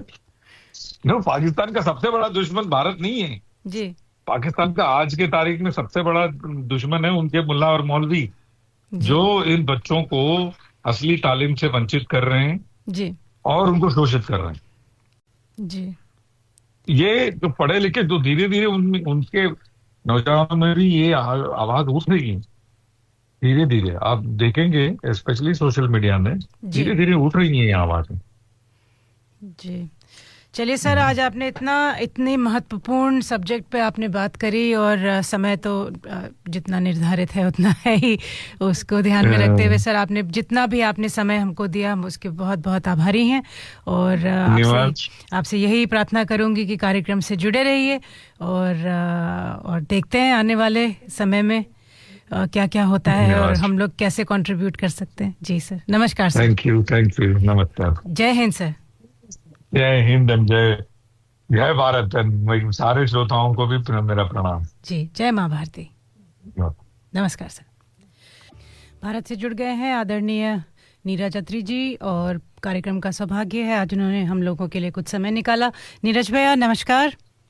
नमस्ते जी, नमस्ते अपर्णा जी। कैसे हैं सर? आज तबीयत ठीक है आपकी? जी जी ठीक है, बिल्कुल। आपके सभी दर्शकों को भी मेरा नमस्कार। जी जी, हमारे श्रोतागण आपके बहुत आभारी हैं सर, आपने हम लोगों को समय दिया। सर, एक जो प्रथम आपसे जो प्रश्न है वो ये कि हम अब क्लियरली जो पॉइंट ऑफ इन्फ्लिक्शन है, या जो समाज में जो उथल पुथल हम देख रहे हैं, उथल पुथल की अब वो बहुत आगे बढ़ चुकी है, और इसको आप कैसे देखते हैं? आप कैसे हम लोगों को समझाएंगे, और जो आने वाला समय है उसके लिए आप हमको कैसे आगाह करेंगे? पहले तो जिसे आप उथल पुथल कह रहे हैं जी, मुझे लगता है कि वो तो एक गृह युद्ध है जो शुरू हो चुका है। केवल अंतर ये है कि जिन्होंने युद्ध आरंभ किया है उन्हें पता है, और जिनके अगेंस्ट वो युद्ध चल रहा है उन्हें पता ही नहीं कि वो युद्ध में, और वो धीरे धीरे समाप्त होते जा रहे हैं। और उन्हें लग रहा है कि कभी कोई अनाउंसमेंट होगी तब हम सोचेंगे कि हमें क्या करना है। तो ये मुझे लगता है थोड़ा सीरियस इशू है हमारे समाज के साथ, कि जगते नहीं है। और दूसरा आपने पूछा कि करना क्या है जी। इसके तो अनगिनत उत्तर हो सकते हैं, और जनरली तो मैं यही कहता हूँ कि आपकी क्या योग्यता है, आप क्या कर सकते हैं, वो करना शुरू कीजिए। अगर आप इंटेलेक्चुअल रूप से लड़ सकते हैं वहाँ से लड़िए, पॉलिटिकली लड़ सकते हैं वहाँ से लड़िए, और सड़क पे लड़ सकते हैं तो वहाँ से लड़िए। क्योंकि जो हो रहा है वो तो हर लेवल पे हो रहा है ना। जी, और आपने बोला जिनके विरुद्ध युद्ध लड़ा जा रहा है उनको पता ही नहीं है कि उनके विरुद्ध युद्ध लड़ा जा रहा है।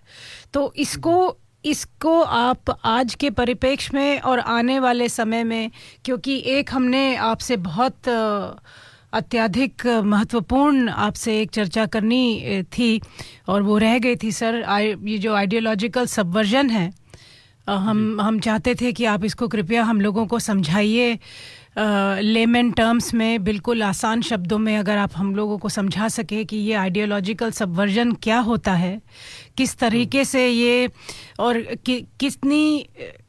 कितने दिशाओं से ये हमारे ऊपर जो प्रहार हो रहे हैं, इसको अगर आप हम लोगों को अगर आप समझा सकें तो बहुत बहुत अच्छा होगा सर। जब आप कह रहे हैं कि हमें समझा सकें तो हम कौन है, पहले हमें ये क्लियर करना पड़ेगा जी कि आप हिंदू समाज की बात कर रहे हैं। जी हिंदू समाज के बारे में बात करें जी। ठीक है, देखिए ऐसा है ना कि हम एक सभ्यता है, आज 21वीं सदी में बैठे हैं हम, तो अकेली सभ्यता बचे हैं। आज से आप अगर 2000 वर्ष पहले जाएंगे इसी धरती पे तो आपको संसार के विभिन्न हिस्सों में बहुत सारी सभ्यताएं दिखाई देंगी। आप यदि अभी आपके मन में नाम आ रहे होंगे जी, तो Roman civilisation, Egyptian civilisation, Aztec, Inca, Maya, Mesopotamia, इन सब के आप नाम ले लीजिए। आपको नाम, और जब आप नाम ले रही हैं तो आप सोच के देखिए कि इनमें जो आप हम नाम ले रहे हैं, क्या वो किसी भगवान से जुड़ते हैं, क्या वो किसी गॉड से जुड़ते हैं, या ज्योग्राफिकल नेम्स है जी। रोम है, इजिप्ट है, मेसोपोटामिया है, सुमेरिया है, ये सारे ज्योग्राफिकल नाम है कि इस ज्योग्राफी में ये सभ्यता रहती थी। लेकिन आज वो नहीं है। आज केवल हम बचे हुए हैं जिन्हें हिंदू अगर आप कहेंगे तो हिंदू भी एक ज्योग्राफिकल टर्म है, उसकी डिटेल में आज हम नहीं जाते। तो हम भारत की सभ्यता को हिंदू सिविलाइजेशन कह रहे हैं, फिर से एक ज्योग्राफिकल सिविलाइजेशन है। लेकिन इन सभी में कॉमन थ्रेड अगर आप देखेंगे तो इन सब में एक प्रकृति के प्रति, नेचर के लिए एक कृतज्ञता का भाव है। ये सारी सभ्यताएं वो हैं या वो थी जो नदी को भी पूजेंगी, जो सूर्य को भी पूजेंगी, जो वृक्ष को भी पूजेंगी, जो शेर को भी पूजेंगी, जो गाय को भी पूजती हैं, जो प्रकृति के जो आपको एलिमेंट्स दिखाई देते हैं उन सब की पूजा करती हैं। अब पूजा का अर्थ क्या है? पूजा का अर्थ ये नहीं कि उनके सामने अगरबत्ती जला दी और एक मंत्र बोल दिया और पूजा हो जाती है।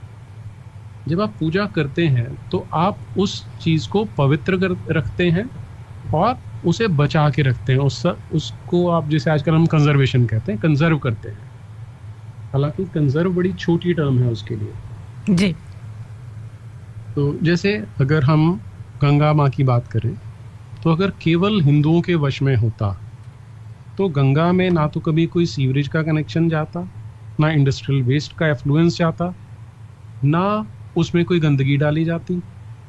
केवल जो मानव शव के अवशेष हैं जो कि बायोडिग्रेडेबल होते हैं वो उसमें जाते थे, तो गंगा माँ पवित्र रहती थी।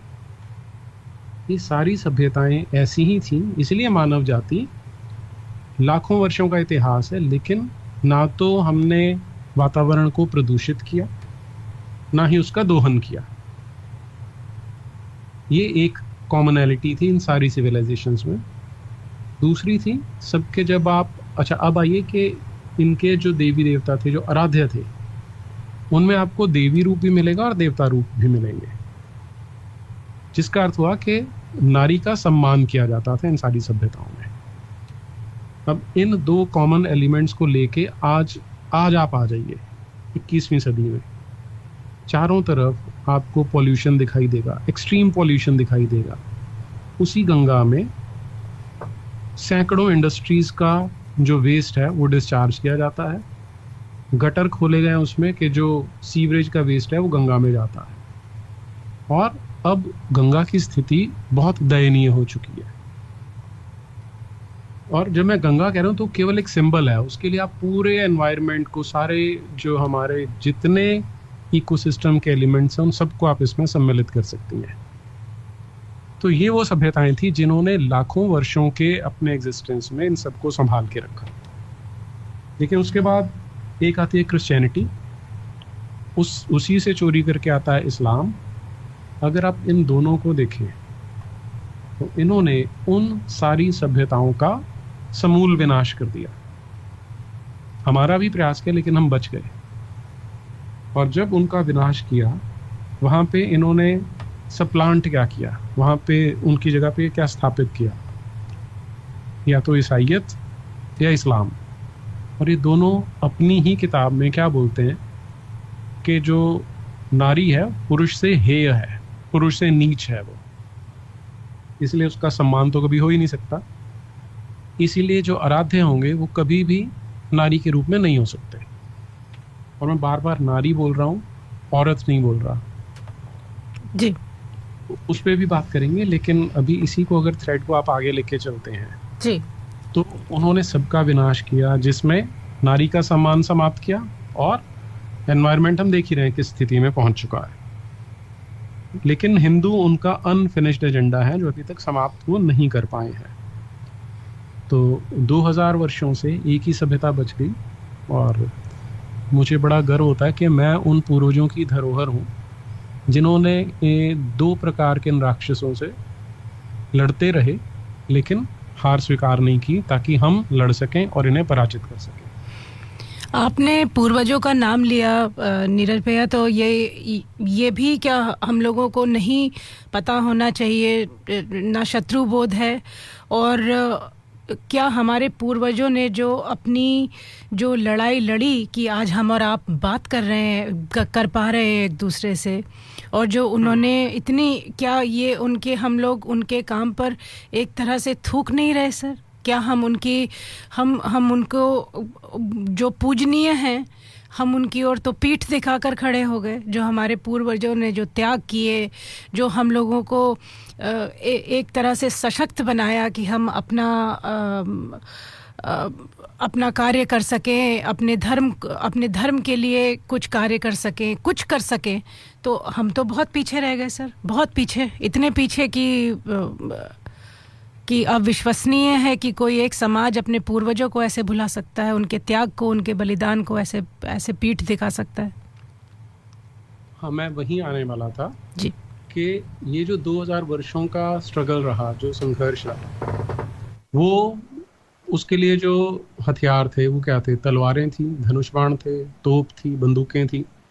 वो समय निकल गया, हम लड़ रहे थे। लेकिन इसमें जो ये जिस लेवल की आप बात करें, जिस गर्त में हम गिरे हैं, जिस क्या कहूँ इसे, एबिस में हम गिरे, खाई में जा चुके हैं, उसका बीजारोपण किया गया था आज से लगभग 100 वर्ष पहले। और 1947 के बाद उसे इतना एक्सेलरेट किया गया कि आज हम और आप जो बात कर रहे हैं, अब हम सिर्फ उसके बारे में आकलन कर रहे हैं। अभी तो हम समझ रहे हैं कि हमारा कितना नुकसान हुआ है इस समय में। और इसे अगर आप कॉन्टिन्यूस स्ट्रगल के रूप में देखेंगे तो आज के हथियार क्या हैं? मैं इसमें कई बार एग्जांपल देता हूँ। एक उसकी जेम्स बॉन्ड की फिल्म थी टुमारो नेवर डाइज जी। उसमें जो विलेन होता है ना, उसने एक सेंटेंस बोला था कि this is 21st century and today's weapons are satellites, cameras and words. तो वो बिल्कुल सच है कि आज की डेट में शब्द, कैमरा, ये 2 जो हैं सबसे बड़े शस्त्र हैं, इन्हीं का उपयोग किया गया है। हमें इस स्थिति में हम पहुंचे कैसे?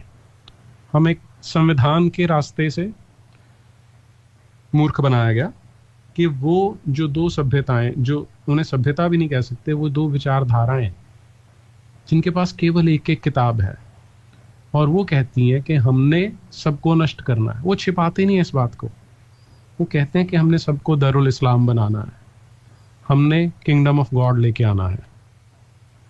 तो वो तो क्लियर है, और उनकी किताब में लिखा हुआ है कि इन्हें मारो, इन्हें काटो, इन्हें लूट लो, इनकी बेटियां उठा लो, जो इनकी महिलाएं वो उठा सकते हो। तो सब उसमें लिखा है। अब प्रश्न ये उठता है इसमें कि 1947 में या उसके बाद जब बैठ के ये संविधान बना रहे थे बहुत विद्वान लोग, वो इन दो किताबों को पढ़ नहीं पाए। यदि पढ़ लेते तो ऐसा संविधान नहीं बनता जिसमें इन्हें माइनॉरिटी के नाम पर प्रिविलेजेस दी गई हैं। ये एक एस्पेक्ट है कॉन्स्टिट्यूशन का। तो यानी पॉलिटिकल क्लास और पॉलिटिकल नैरेटिव सारे का सारा तभी से सबवर्टेड था कि ये तो बेचारे दबे कुचले लोग हैं, प्रताड़ित लोग हैं, इन्हें बचा के रखना है, इनका सम्मान करना है और इसका दायित्व हिंदुओं के ऊपर है। दूसरा, जो शिक्षा व्यवस्था थी हमारी, वो सारी की सारी पूरी तरह से धोखे से भरी हुई है। उस जो आप बात कह रही थी ना, उसका सबसे बड़ा अंश यहीं पे आता है कि हमें शिवाजी महाराज के बारे में, महाराणा प्रताप के बारे में, बप्पा रावल के बारे में, राजा भोज के बारे में, मिहिर भोज के बारे में, ऐसे अनंत लोग हैं जिनके बारे में बताया नहीं। चापेकर बंधुओं के बारे में, बिस्मिल, राम प्रसाद बिस्मिल के बारे में, इन लोगों का नहीं बताया। एक गांधी का और एक नेहरू का महिमा मंडन कर दिया कि चरखा चला के आज़ादी मिली। और ये आज सुनने में एक चुटकुले जैसा लग सकता है, लेकिन इन शब्दों की ताकत इतनी है कि पिछले 75 वर्षों में 3 पीढ़ियों को पूरी तरह से ब्रेन वॉश करके उन्हें शर्मिंदा किया गया कि तुम हिंदू हो तो तुम्हें शर्म आनी चाहिए, और जो मुसलमान हैं, जो ईसाई हैं, वो तुम्हारे भाई हैं, उनका सम्मान करना तुम्हारा दायित्व है, तुम्हारा फर्ज है। ये सिखाया गया हमें और वो हमने बड़े अच्छे से इंटरनलाइज किया, हमें करवाया गया जानबूझ के वो। और अगर आप अनुमति दें तो मैं अपना एक एग्जांपल देता हूँ आपको, मेरे जीवन का एग्जांपल है। अवश्य सर, अवश्य। मैं कॉलेज में था उन दिनों, तो हम 2 भाई हैं, हमारी कोई बहन नहीं थी घर में। तो हमारे घर से थोड़ी दूर मेरा एक दोस्त रहता था, उसकी एक बड़ी बहन थी, हम उसे बहन मानते थे और वो हमें राखी बांधती थी। तो रक्षाबंधन वाले दिन मैं घर से निकला, उनके घर गए, राखी बंधवाई और फिर आगे बस से हमने कॉलेज जाना था। तो रास्ते में, अब मैं और मेरा दोस्त दोनों जा रहे थे, राखी बंधी हुई है, माथे पे तिलक लगा हुआ है, रास्ते में झाड़ियाँ आती हैं, हम फटाफट अपना तिलक साफ करते हैं कि कोई हमें तिलक लगा हुआ देख ना ले। अच्छा, उस समय तो ये मुझे सोचा भी नहीं, नॉर्मल लगा, अब नॉर्मल लगा, मुझे वो ध्यान नहीं है। लेकिन अब मैं सोचता हूँ कि ऐसा क्या था, वो मेरी क्या मानसिक स्थिति थी कि मैं इतना बैकफुट पे था, मैं इतना हिंदू होने के लिए शर्मिंदा था कि मैं तिलक नहीं लगाता था या लगाने को शर्म समझता था। तो ये आपको बताएगा कि किस तरह से एक कितना भयानक, कितना टॉक्सिक नैरेटिव था जिसने हमें उस स्थिति में पहुंचाया कि हमें अपने हिंदू होने पे शर्म होनी चाहिए। तो इसी का ही दूसरा पहलू है जो आपने अभी बोला ना, कि हम अपने पूर्वजों की उस धरोहर से तो पीठ फेर चुके हैं। वो इसीलिए है कि हमें जब अपनी एग्जिस्टेंस पे ही शर्मिंदा किया जा रहा है तो उनकी तो बहुत दूर की बात है, हम अपने लिए भी नहीं लड़ते हैं। लड़ना तो दूर, अपने लिए खड़े होना भी नहीं हमारे लिए ठीक समझा जाता था। जी। तो नीरज भैया, तो फिर जो आपसे प्रश्न पूछा था कि आने वाला समय आप कैसे देख रहे हैं, क्योंकि आप देखिए ये जो झांगुर पीर निकल कर आया है और डेली इतने भयावह स्थिति वाले और इतने दर्दनाक सामने आ रही हैं कहानियां, बोलूं क्या बोलूं, जिसमें ये भी नहीं समझ में आता। और वही आज का हमारा विषय भी है कि भारत कितने शौक, कितने हम लोग वो भी क्या एक प्लान का, स्ट्रैटेजी का हिस्सा है कि इनको इतना प्रताड़ित कर दो कि ये नम हो जाए और बड़ी से बड़ी घटना हो, चाहे वो उसकी श्रद्धा की हो कि 35 टुकड़े निकले और वो मेकअप करता था, फ्रिज में सर रखा हुआ था, तो इतना नम कर दो कि जो आपने कहा कि लड़ना तो दूर, खड़े होने के लिए तैयार ना हो। तो क्या हमको एक तरह से क्या हमें हमारे घुटनों से ही काट दिया गया है? नहीं, घुटनों से ज्यादा उन्होंने हमारी रीढ़ की हड्डी निकाल ली है। और हम आम लोगों की तो शायद फिर भी बची हो, इसमें समस्या हमारे लीडरशिप की है। अब जो आप ये ये छंगू बाबा की बात कर रही हैं। और आप देखिए सर, आपको रोकती हूँ वहीं पर, नीरज भैया, लगातार मीडिया में प्रतिकार हो हम लोग बोल रहे हैं कि आप कृपया बाबा हमारे लिए ऐसा शब्द है, आप झंगूर के लिए मत आप इस्तेमाल करिए। उनको रिक्वेस्ट करी जा रही है जितने भी मीडिया हाउसेज हैं कि आप झंगूर या जो भी है उसको पीर लिखिए, क्योंकि पहचान उसकी वो है। वो अपर्णा जी, इसमें मैं आपको करेक्ट करता हूँ जी।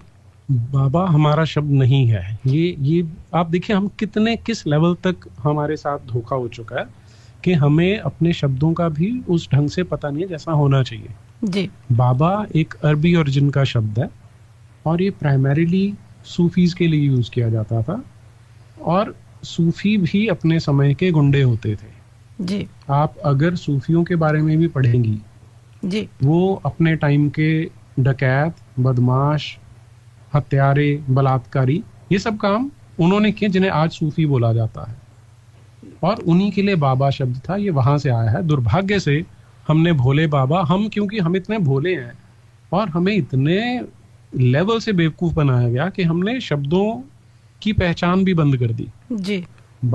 तो बाबा भी वहां से आता है, हमें बल्कि बाबा शब्द को त्यागना पड़ेगा। ये आप मुझे शब्दों से ध्यान आया जिस समय पहली बार मैंने ये प्रश्न उठाया था कि जो औरत शब्द है हमें अपनी महिलाओं के लिए इसका उपयोग नहीं करना चाहिए।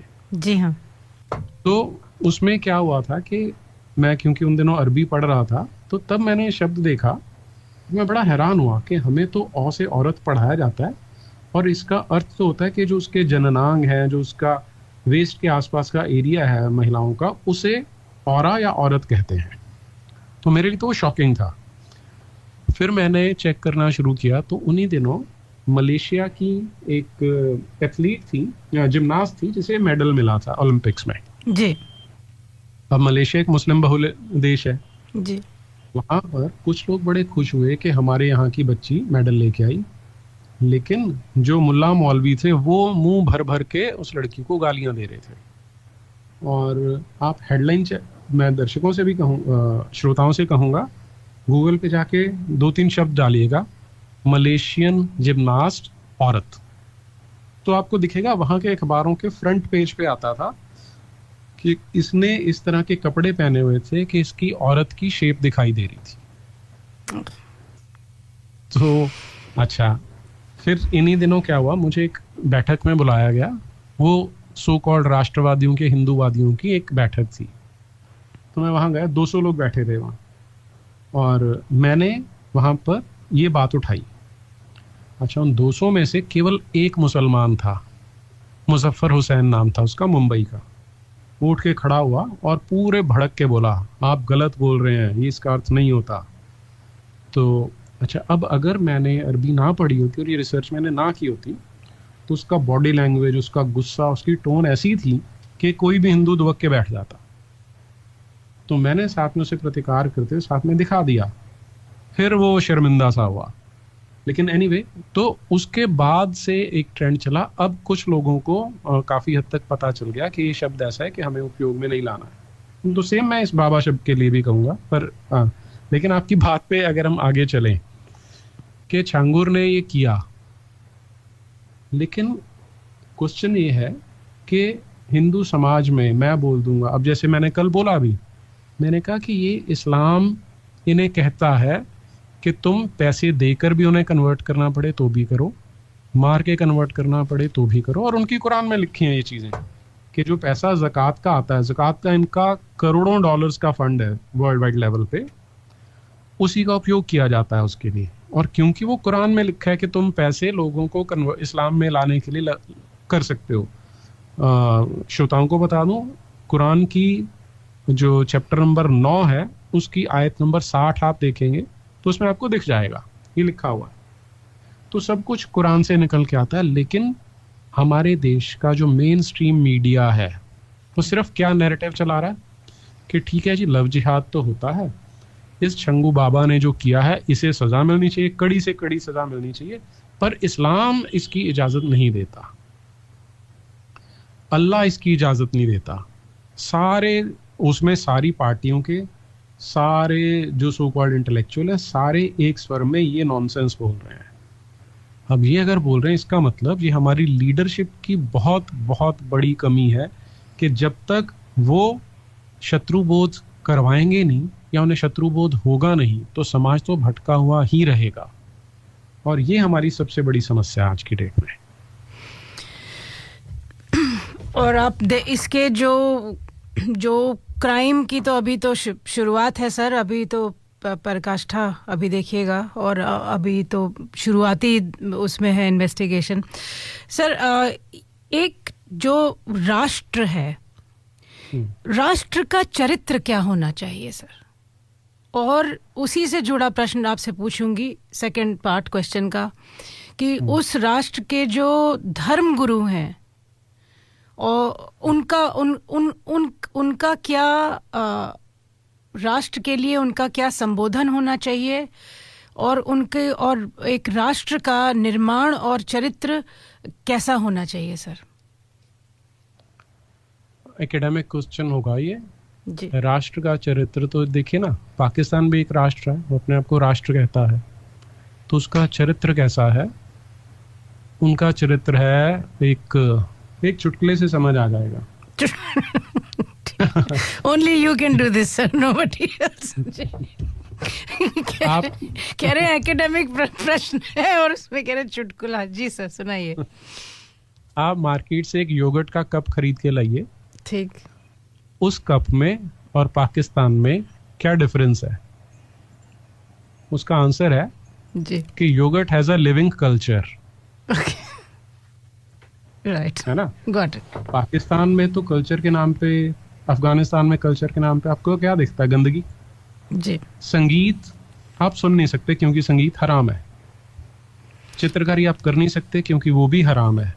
तो लेकिन सर वो तो हराम म्यूजिक वीडियो बनाते हैं और हिंदू बच्चियों को उसमें एक्टर बनाते हैं, और वो फिर उसके बाद दुबई चले जाते हैं, फिर मीडिया वाले बताते हैं कि वो फादर ने डॉटर को इसलिए गोली मार दी कि वो बहुत परेशान थे बेचारे।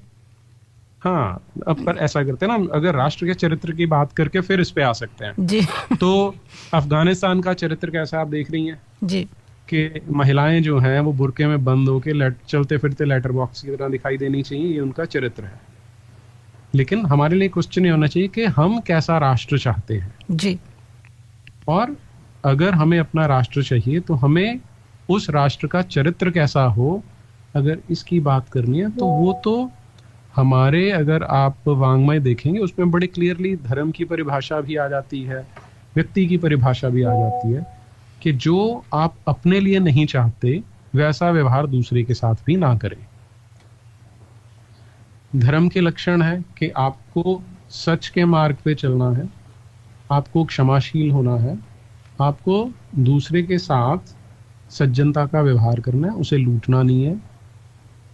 लेकिन अब ये बाकी सारे राष्ट्रों से कॉरोलरी में बनता है। वो महिलाओं को बलात्कार को, स्पेशली नॉन मुस्लिम्स के बलात्कार को बिल्कुल जेन्युइन समझते हैं, उनके लिए वैसा चरित्र है। हमारे यहाँ चरित्र है कि इंडिविजुअल सेंट्रिक होता है वो, कि हमारा चरित्र ये डिसाइड करेगा कि हमारे राष्ट्र का चरित्र कैसा होगा। तो अगर हम स्वयं झूठ बोलने वाले हैं, देखिए ना, आप एक काम कीजिए, हमारे और उनके आदर्श देखिए। हमारे यहाँ आदर्श माना जाता है सत्यवादी हरीश चंद्र को, पहला टाइटल देखिए सत्यवादी। हमारे यहाँ धर्मराज माना जाता है युधिष्ठिर को, और उस युधिष्ठिर को भी जिसने एक बार एक गलती की थी तो उसके लिए भी उसे दंड मिला था। इन्हें आदर्श माना जाता है। पतंजलि क्या बोलते हैं? यम नियम आसन प्राणायाम प्रत्याहार। अगर आप केवल यम और नियम देख लेंगी तो यम क्या बोलते हैं कि ना आपने चोरी करनी है, ना आपने ज्यादा होर्डिंग करनी है, अपने आप को स्वच्छ रखना है। ये हमारे जो आदर्श है। उनके आदर्श क्या है? उनका आदर्श है मोहम्मद, जिसने अपने जीवन भर में क्या किया? महिलाओं को उठा के लाए, उनके बलात्कार किए, निर्दोष लोगों की हत्या केवल इसलिए कर दी कि वो या तो मूर्ति पूजा करते हैं या यहूदी हैं। लोगों का माल लूट लो, जिन्हें तुमने लूट लिया है उनका माल तुम्हारे लिए बढ़िया है क्योंकि अल्लाह ने ये बोल रखा है। तो उनके जो आदर्श हैं उससे उनके राष्ट्र का चरित्र निर्धारित होगा, और हमारे जो आदर्श हैं, और हाँ, और अभी इतनी दूर नहीं जाइए, छत्रपति शिवाजी महाराज का उदाहरण ले लीजिए। एक व्यक्ति उनकी सेना का ही किसी मुसलमान की महिला को उठा के ले आया कि बहुत सुंदर है, हम आपके लिए लाए हैं। तो महाराज ने उस व्यक्ति को दंड भी दिया और उसे ससम्मान उस महिला को वापस उसके घर पहुंचाया। ये हमारे राष्ट्र का चरित्र है, या होना चाहिए ऐसा। जी। तो हम लोग हम लोग कितना भटके हुए हैं और हम लोग को कितना समय लगेगा वापस आने में। और ये भी आपसे कहूँगी कि कृपया कुछ समय लेके हम लोगों को ये भी समझाइए कि रिलीजन क्या होता है, धर्म क्या होता है, सनातन धर्म क्या है, डिफरेंस क्या है। और ये हमारी अगर इतना बुरा है तो ये हर चीज़ कॉपी करना क्यों चाहते हैं? आपने जो प्रश्न पूछे हैं उन पे तो हम कई दिन डिस्कशन कर सकते हैं। जी। है ना? जी। क्योंकि ये तो एक एक टॉपिक ऐसा है जिस पे हम कई दिनों तक बात कर सकते हैं। लेकिन अगर हम बिल्कुल बेसिक से, आपने कहा, अगर हम स्टार्ट करते हैं कि रिलीजन क्या होता है, तो रिलीजन है जो एक बुक पे आधारित कोई वर्शिप का सिस्टम है, उसे रिलीजन कहते हैं। हमारे यहाँ तो इस तरह की कोई परिकल्पना ना कभी थी और ना है। आप देखें कि उनके यहाँ जो डेफिनेशन दी गई है धर्म की या रिलीजन की, वो बोलते हैं belief in and worship of a super human controlling power. पहला शब्द देखिए, बिलीफ। अब हमारे यहाँ बिलीफ बड़ा टुच्चा सा शब्द माना जाता है कि बिलीफ का क्या नॉनसेंस है कि मैं किसी भी चीज पे विश्वास कर रहा हूँ उसे बिलीफ कह देंगे हम अंग्रेजी में। लेकिन अंग्रेजी में बोलते हैं तो बड़ा अच्छा लगता है। Belief in and worship of a super human controlling power. हमारे यहाँ बोला जाता है कि तुमने अपने अनुभव के अनुसार चलना है, उसी से तुम्हारा सच तुम्हें मिलेगा। और अगर भगवान है तो कोई सुपर ह्यूमन कंट्रोलिंग पावर नहीं है, वो भगवान कंट्रोल नहीं करता। भगवान तुम्हें छोड़ता है तुम्हारी इच्छा शक्ति पे कि तुम क्या करना चाहते हो, उसके अनुसार चल सकते हो। और फिर आगे आता है स्पेशली अ पर्सनल गॉड और गॉड्स। तो गॉड एक हो सकता है या गॉड्स हो सकते हैं। दूसरी डेफिनेशन है इनकी ऑर्गेनाइज्ड सिस्टम ऑफ बिलीव्स, उसे रिलीजन कहते हैं। तो क्योंकि हम ऑर्गेनाइज्ड है ही नहीं, इसलिए सनातन धर्म कोई रिलीजन नहीं हो सकता। डेफिनेशन पे जाएंगे तो भी नहीं हो सकता। तो ये तो हो गया जब हम रिलीजन की बात कर रहे हैं। रिलीजन में बिलीफ इंपॉर्टेंट है, फेथ इंपॉर्टेंट है, जो धर्म में इंपॉर्टेंट नहीं होता। धर्म की हमारे यहाँ बहुत सारी व्याख्याएं हैं, जिनमें से जो सबसे सिंपल है वो है कि आपके अंदर कुछ लक्षण होने चाहिए जिन्हें धर्म के लक्षण बोले जाते हैं। उसमें आ जाता है कि आपको धैर्यवान होना है, क्षमाशील होना है, अपनी इंद्रियों को वश में रखना है, चोरी और छल कपट नहीं करना, अपने आप को अंदर से और बाहर से स्वच्छ रखना, मादक पदार्थों से, किसी भी तरह की इंटॉक्सिकेशन से दूर रहना, सच को ग्रहण करना। अब सच, अब यहाँ पे बहुत ग्रे एरिया आ जाएगा, क्योंकि सच पे अगर हम बात करने लगेंगे तो उस पे बहुत लंबा समय जाएगा। लेकिन सच का मतलब है कि जो भी सच है उसको जैसा है वैसा ही समझना, तत्व विद्या को ग्रहण करना और क्रोध का त्याग करना। ये 10 धर्म के लक्षण बताए जाते हैं। इसमें कहीं पर कोई पूजा पद्धति नहीं आती, कोई गॉड नहीं आता, कोई कंट्रोलिंग पावर नहीं आती, कोई डेइटी नहीं आती। तो धर्म तो हमारे चरित्र को दर्शाता है कि हमारा चरित्र, अगर हम चरित्रवान है तो हम धर्म पे चल रहे हैं। और मैं क्लास में कई बार एग्जाम्पल दिया करता था बच्चों को कि यदि मैं क्लास में बैठा हूँ तो मेरा धर्म है तुम्हें जो टॉपिक मैं करा रहा हूँ वो अच्छे से कराना, तुम्हें अच्छी शिक्षा देना, ये मेरा धर्म है। और तुम यहाँ बैठे हो तो तुम्हारा धर्म उस शिक्षा को अच्छे से ग्रहण करना। वही मैं जब अपने घर पे जाता हूँ तो मेरी माँ के लिए कुछ और धर्म है, मेरी पत्नी के लिए कुछ और है, मेरी बहन के लिए कुछ और है, मेरे बेटे के लिए या मेरी बेटी के लिए कुछ और धर्म हो जाता है। ये जिसे हमने बेवकूफ़ी में इस्लाम को और ईसाईयत को भी धर्म मान लिया है, वो धर्म के परिप्रेक्ष्य से देखेंगे तो वो अधर्म दिखेंगे, और वैसे वो रिलीजन आप कह सकते हैं कि वो रिलीजन्स है। जी राइट तो वो एक और भी हिस्सा था प्रश्न का कि ये अगर इतना ही बुरा है हर बात पे मजाक बनाना, तो वो कॉपी क्यों करते हैं फिर? नहीं, पहले उससे पहले आपने एक और चीज बोला था कि हम कितनी दूर आ चुके हैं इससे। हम कितनी दूर आ चुके हैं, कितना समय लगेगा, और खतरे की घंटी क्या आपको क्या इजराइल में जो वो एयर रेड के सायरन सुनाई पड़ते हैं वैसे सुनाई पड़ रही है, या कुछ और हो चुकी है उसकी रूप स्वरूप? देखिए, इसमें तो हमें वो बार बार बताते हैं लेकिन हम उसे समझने पे ध्यान नहीं देते हैं जी। पिछले साल मैं कहीं पे बात कर रहा था, तो मैंने वहां पर यही बोला कि जो इजराइल में हुआ है वो यहाँ उनकी करने की तैयारी है। तो बीच में सीनियर कुछ आर्मी के लोग भी बैठे थे, वो बोले नहीं नहीं यहाँ नहीं हो सकता, और यहाँ होगा तो हम निपट लेंगे उससे।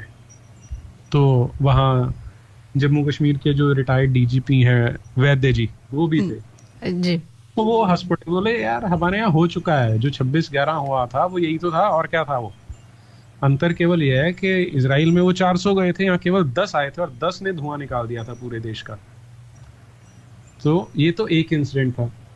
लेकिन अभी आपको ध्यान हो, जो बिहार में डॉक्यूमेंट उनका मिला विजन 2047। Yes yes yes.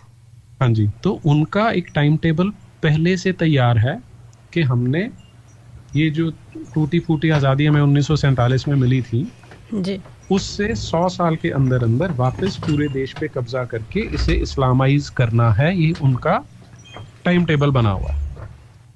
अब हमें पहले तो इसका पता ही नहीं था। इसका मुझे पहली बार एक रिटायर्ड आईपीएस ऑफिसर थे, बड़े सीनियर, राम ओहरी, उन्होंने 2011 में मुझे इसके बारे में बताया था। लेकिन जनरल पब्लिक को इसके बारे में कुछ पता नहीं था। तो वो तभी से निरंतर इसकी तैयारी कर रहे हैं। पता होगा भी कैसे सर? आप इतनी सुंदर पुस्तक लिखते हैं, उस पर कोई नया बच्चा आके उस पर फिल्म बनाता है, उसको रोक देते हैं। तो पता कॉमन मैन को पता भी। ये अगला प्रश्न है आपके लिए, वो भी जी प्लीज कंप्लीट जी। तो अब ये जो उन्होंने अपना टारगेट अचीव करना था, उनमें उनके सिलेबस से बाहर हमने 2014 में इंटरवीन करके सत्ता चेंज कर दी, जिससे उन्हें थोड़ा सा सेटबैक लगा है और उन्होंने टैक्टिक्स चेंज कर लिए हैं। And now they are biding their time कि मोदी योगी हटेंगे तो हमने फिर बड़ी गति से काम कर लेना है, जो अभी एक टेम्परेरी सेटबैक उन्हें लगा है। तो ये मैं इसलिए बता रहा हूँ श्रोताओं को कि उनका टाइम टेबल केवल टाइम टेबल नहीं, उनको उसे अमल में लाने के लिए जो कुछ चाहिए वो उसकी तैयारी निरंतर कर रहे हैं, और कितनी हो चुके हैं हमें उसका पता ही नहीं है। और संभावना क्या हो सकती है कि हो सकता है एक दिन वो डिसाइड कर लें कि आज हमने पूरे देश में इजराइल जैसा काम करना है, और वो ऐसा कर सकते हैं। क्योंकि अभी रिसेंटली आपने देखा, एक न्यूज़ आई थी, बॉम्बे के पास एक गांव था जिसे उन्होंने इंडिपेंडेंट घोषित कर दिया था कि अब ये इस्लामिक राष्ट्र बन गया। जी। तो उनकी तैयारी मुंबई से मुश्किल से 60 किलोमीटर की दूरी पर। जी हाँ जी। तो उनकी तैयारी तो चल रही है। हम तैयारी तो दूर की बात है, हम जानते ही नहीं कि उनकी तैयारी चल भी रही है। तो ये तो है कि हम जो बैटल फील्ड है उसमें हम कितने अनप्रिपेयर्ड हैं। और जैसे एक रफ आंकड़ा लीजिए आप जी। हमें बताया जाता है कि 30 करोड़ मुसलमान हैं। अब सारे तो रेडिकल नहीं है, सारे तो लड़ाई करने भी नहीं निकलेंगे। तो कितने परसेंट होने चाहिए?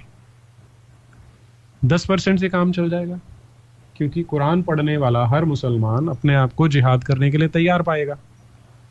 तो 30 करोड़ का 10% भी 3 करोड़ होता है। अगर 3 करोड़ निकल पड़ते हैं ओवरनाइट वेपन्स लेके, जो इनकी मस्जिदों में कहीं ना कहीं रखे हो सकते हैं, तो 3 करोड़, हमारी सेना कितनी बड़ी है?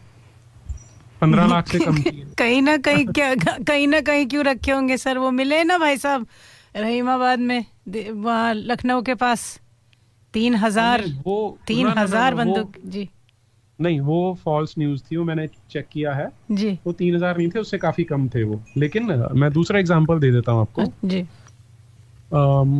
7-8 साल पुरानी न्यूज है गोवा की। अब गोवा में मुस्लिम 5% से कम थे उस समय। वहां पर एक छोटी सी पहाड़ी है जिसके आसपास इन्होंने अपनी बस्ती बसा रखी थी।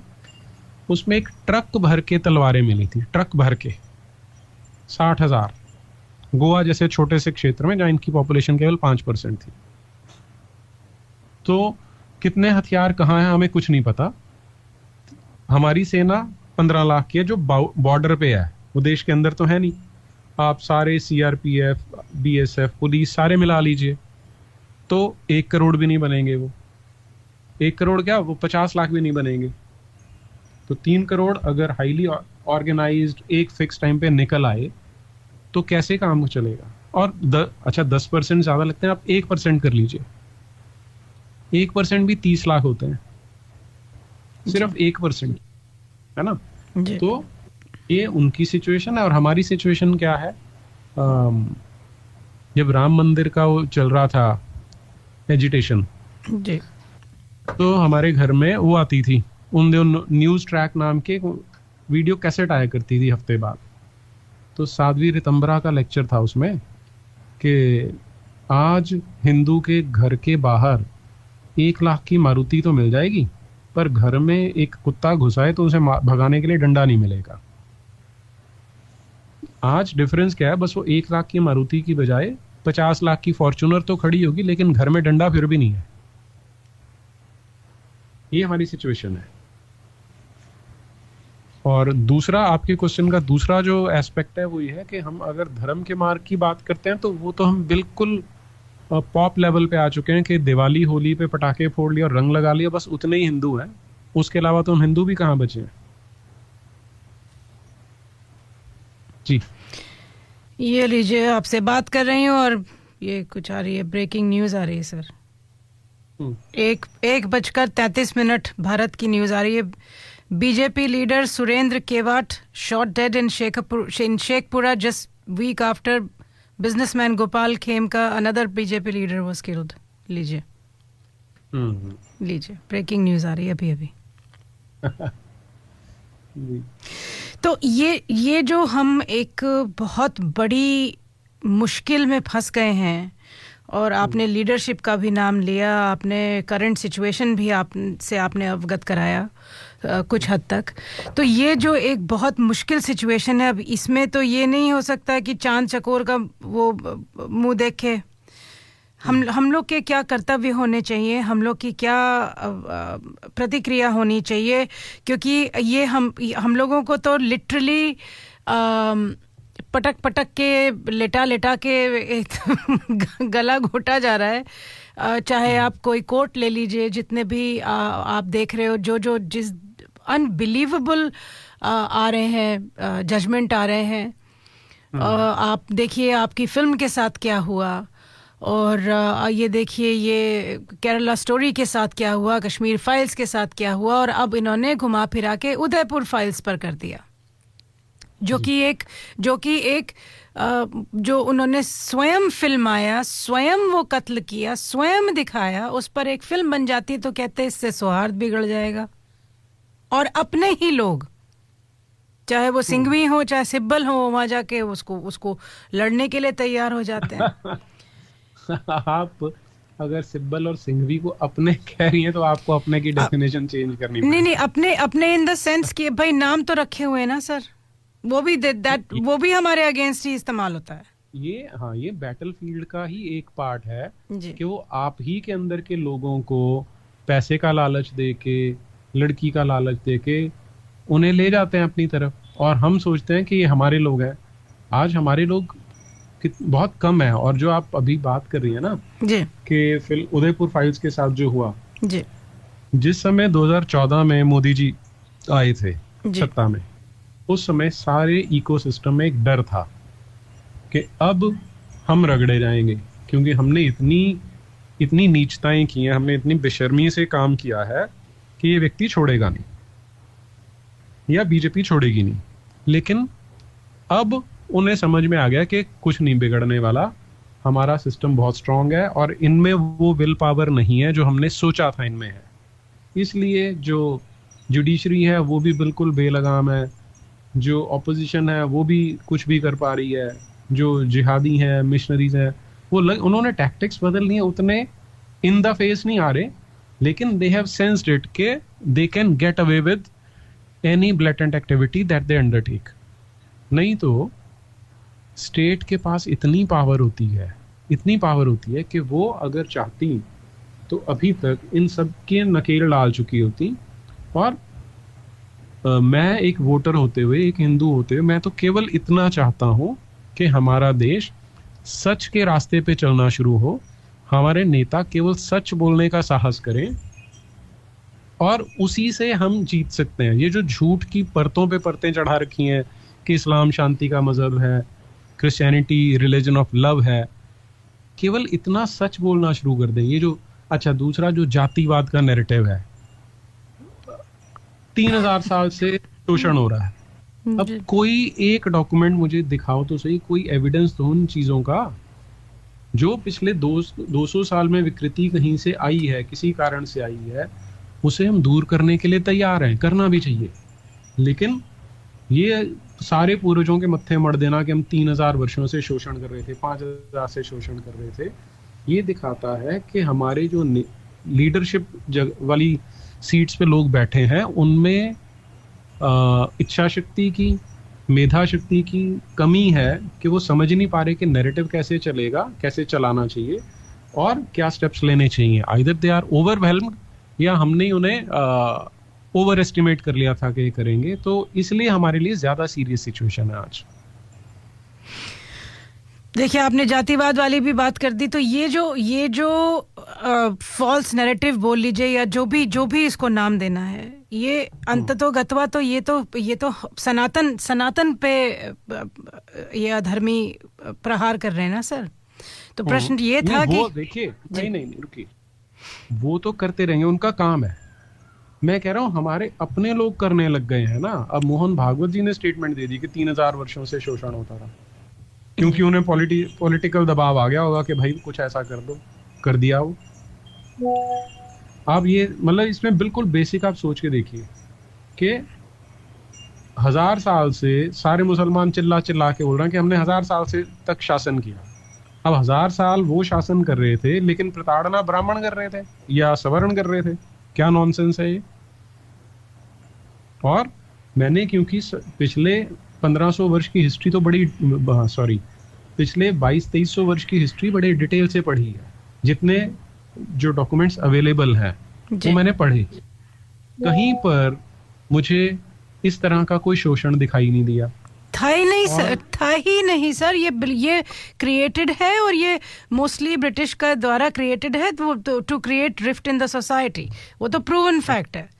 बट लेकिन अगर हमारे बड़े बूढ़े भी, जिनको हम गुरुजन मानते हैं या पूजनीय समझते हैं, या जिनको हम लोग रिवेयर्ड जिनको बोलते हैं, अगर वो भी समाज को ऐसे तोड़ेंगे तो फिर कौन सा इंटरव्यू, कहाँ का इंटरव्यू, कौन से नीरज अत्री, कौन से अपर्णा वत्स, कौन सी बात, तो फिर अपने अपने पतन का वेट करते हैं फिर सर। पूरी सोसाइटी के पतन का वेट करते हैं, क्योंकि जिसको देखो वो, चाहे वो कोई भी आपने लीडरशिप बोला था सर, किसी को भी ले लो, और स्पेशली जो ये क्षेत्रीय पार्टियां हैं, ये तो इनका तो मुंह ही नहीं रुकता, थमता ही नहीं है, जो मन में आता है वो बोलते हैं।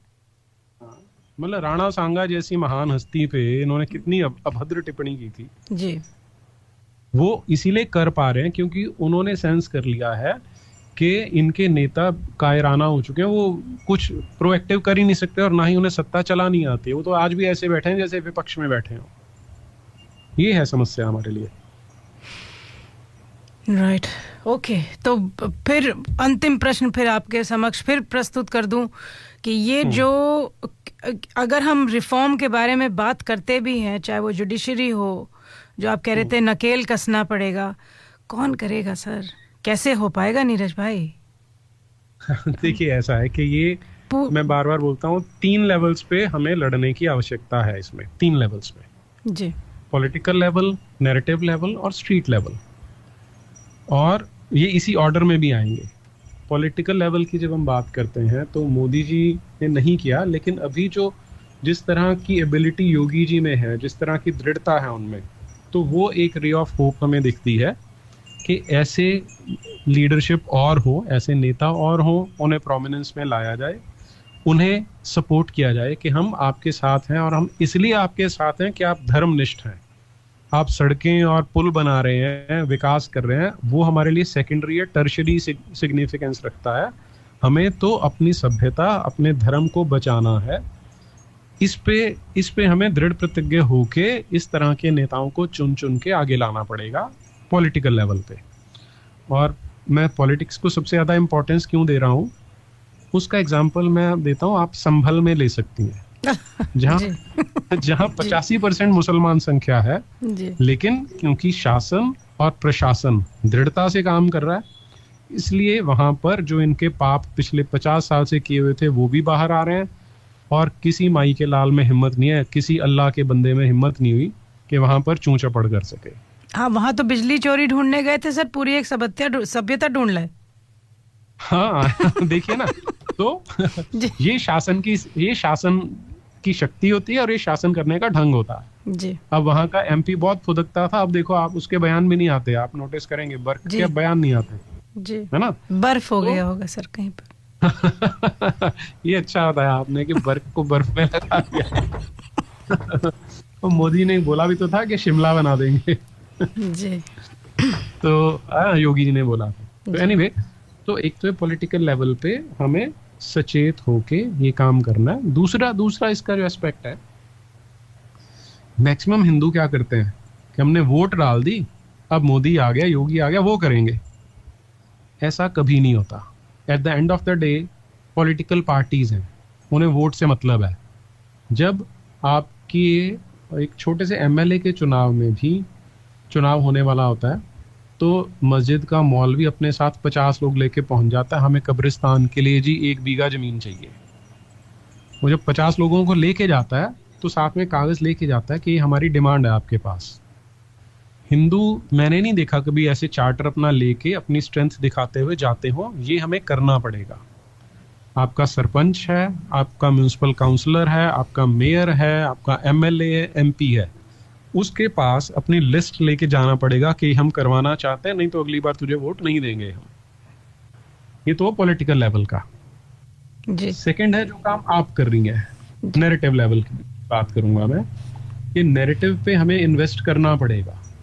अभी रिसेंटली किसी से बात चल रही थी कि आईआईटी कानपुर में वो विचार कर रहे थे कि यज्ञशाला बनाने का, तो काफी सारा पेपर वर्क उसका हो गया, लेकिन अब उन्हें चाहिए थे, उसमें कुछ फंड्स की आवश्यकता थी। तो कोई बड़ा रिच आदमी था, उनसे बात चल रही थी और मैं वहां बैठा था। तो उन्होंने एक बात बोली कि हिंदू मानसिकता कैसे काम करती है कि आपने कहीं पे स्कूल बनवाना है, उसके लिए चेक फाड़ के दे देंगे जी। आप कहीं पे ये कूलर लगवाना है, वाटर कूलर लगवाना है, उसके लिए पैसे दे जी। आपने किसी की बच्ची की शादी नहीं हो रही, उस पे देना, उस पे चेक फाड़ के देना, ये काम करते हैं। जब आप उन्हें बोलते हो ना नैरेटिव के लिए देने हैं, उसे समझ में नहीं आता यार कि ये क्या हुआ जी। तो ये हिंदू मानसिकता में चेंज करनी पड़ेगी कि वो दान की प्रवृत्ति, वो बड़ी अच्छी बात है, लेकिन आज की डेट में जहां लड़ाई चल रही है वो नैरेटिव वॉर है, बहुत भयानक नैरेटिव वॉर है। उसमें बहुत बहुत ज्यादा पैसे की आवश्यकता है, बहुत ज्यादा रिसोर्सेज की आवश्यकता है उसको, तो वो हिंदू समाज को करना पड़ेगा वो। ठीक है, on that note, positive note, Neeraj भाई आप कार्यक्रम से जुड़े, आपको बहुत बहुत आपको धन्यवाद। और जैसा आपने कहा कि ये लंबी चर्चाएं हैं और समय इस पे देने की आवश्यकता है, वो भी करेंगे सर। और बस आपसे यही प्रार्थना करूंगी आप कार्यक्रम से यूं ही जुड़ी रहिए और आशीर्वाद बनाए रहिए। We will do the best we can sir. जी जी, बहुत धन्यवाद आपको भी और आपके सभी श्रोताओं। जय श्री राम सर। जय श्री राम।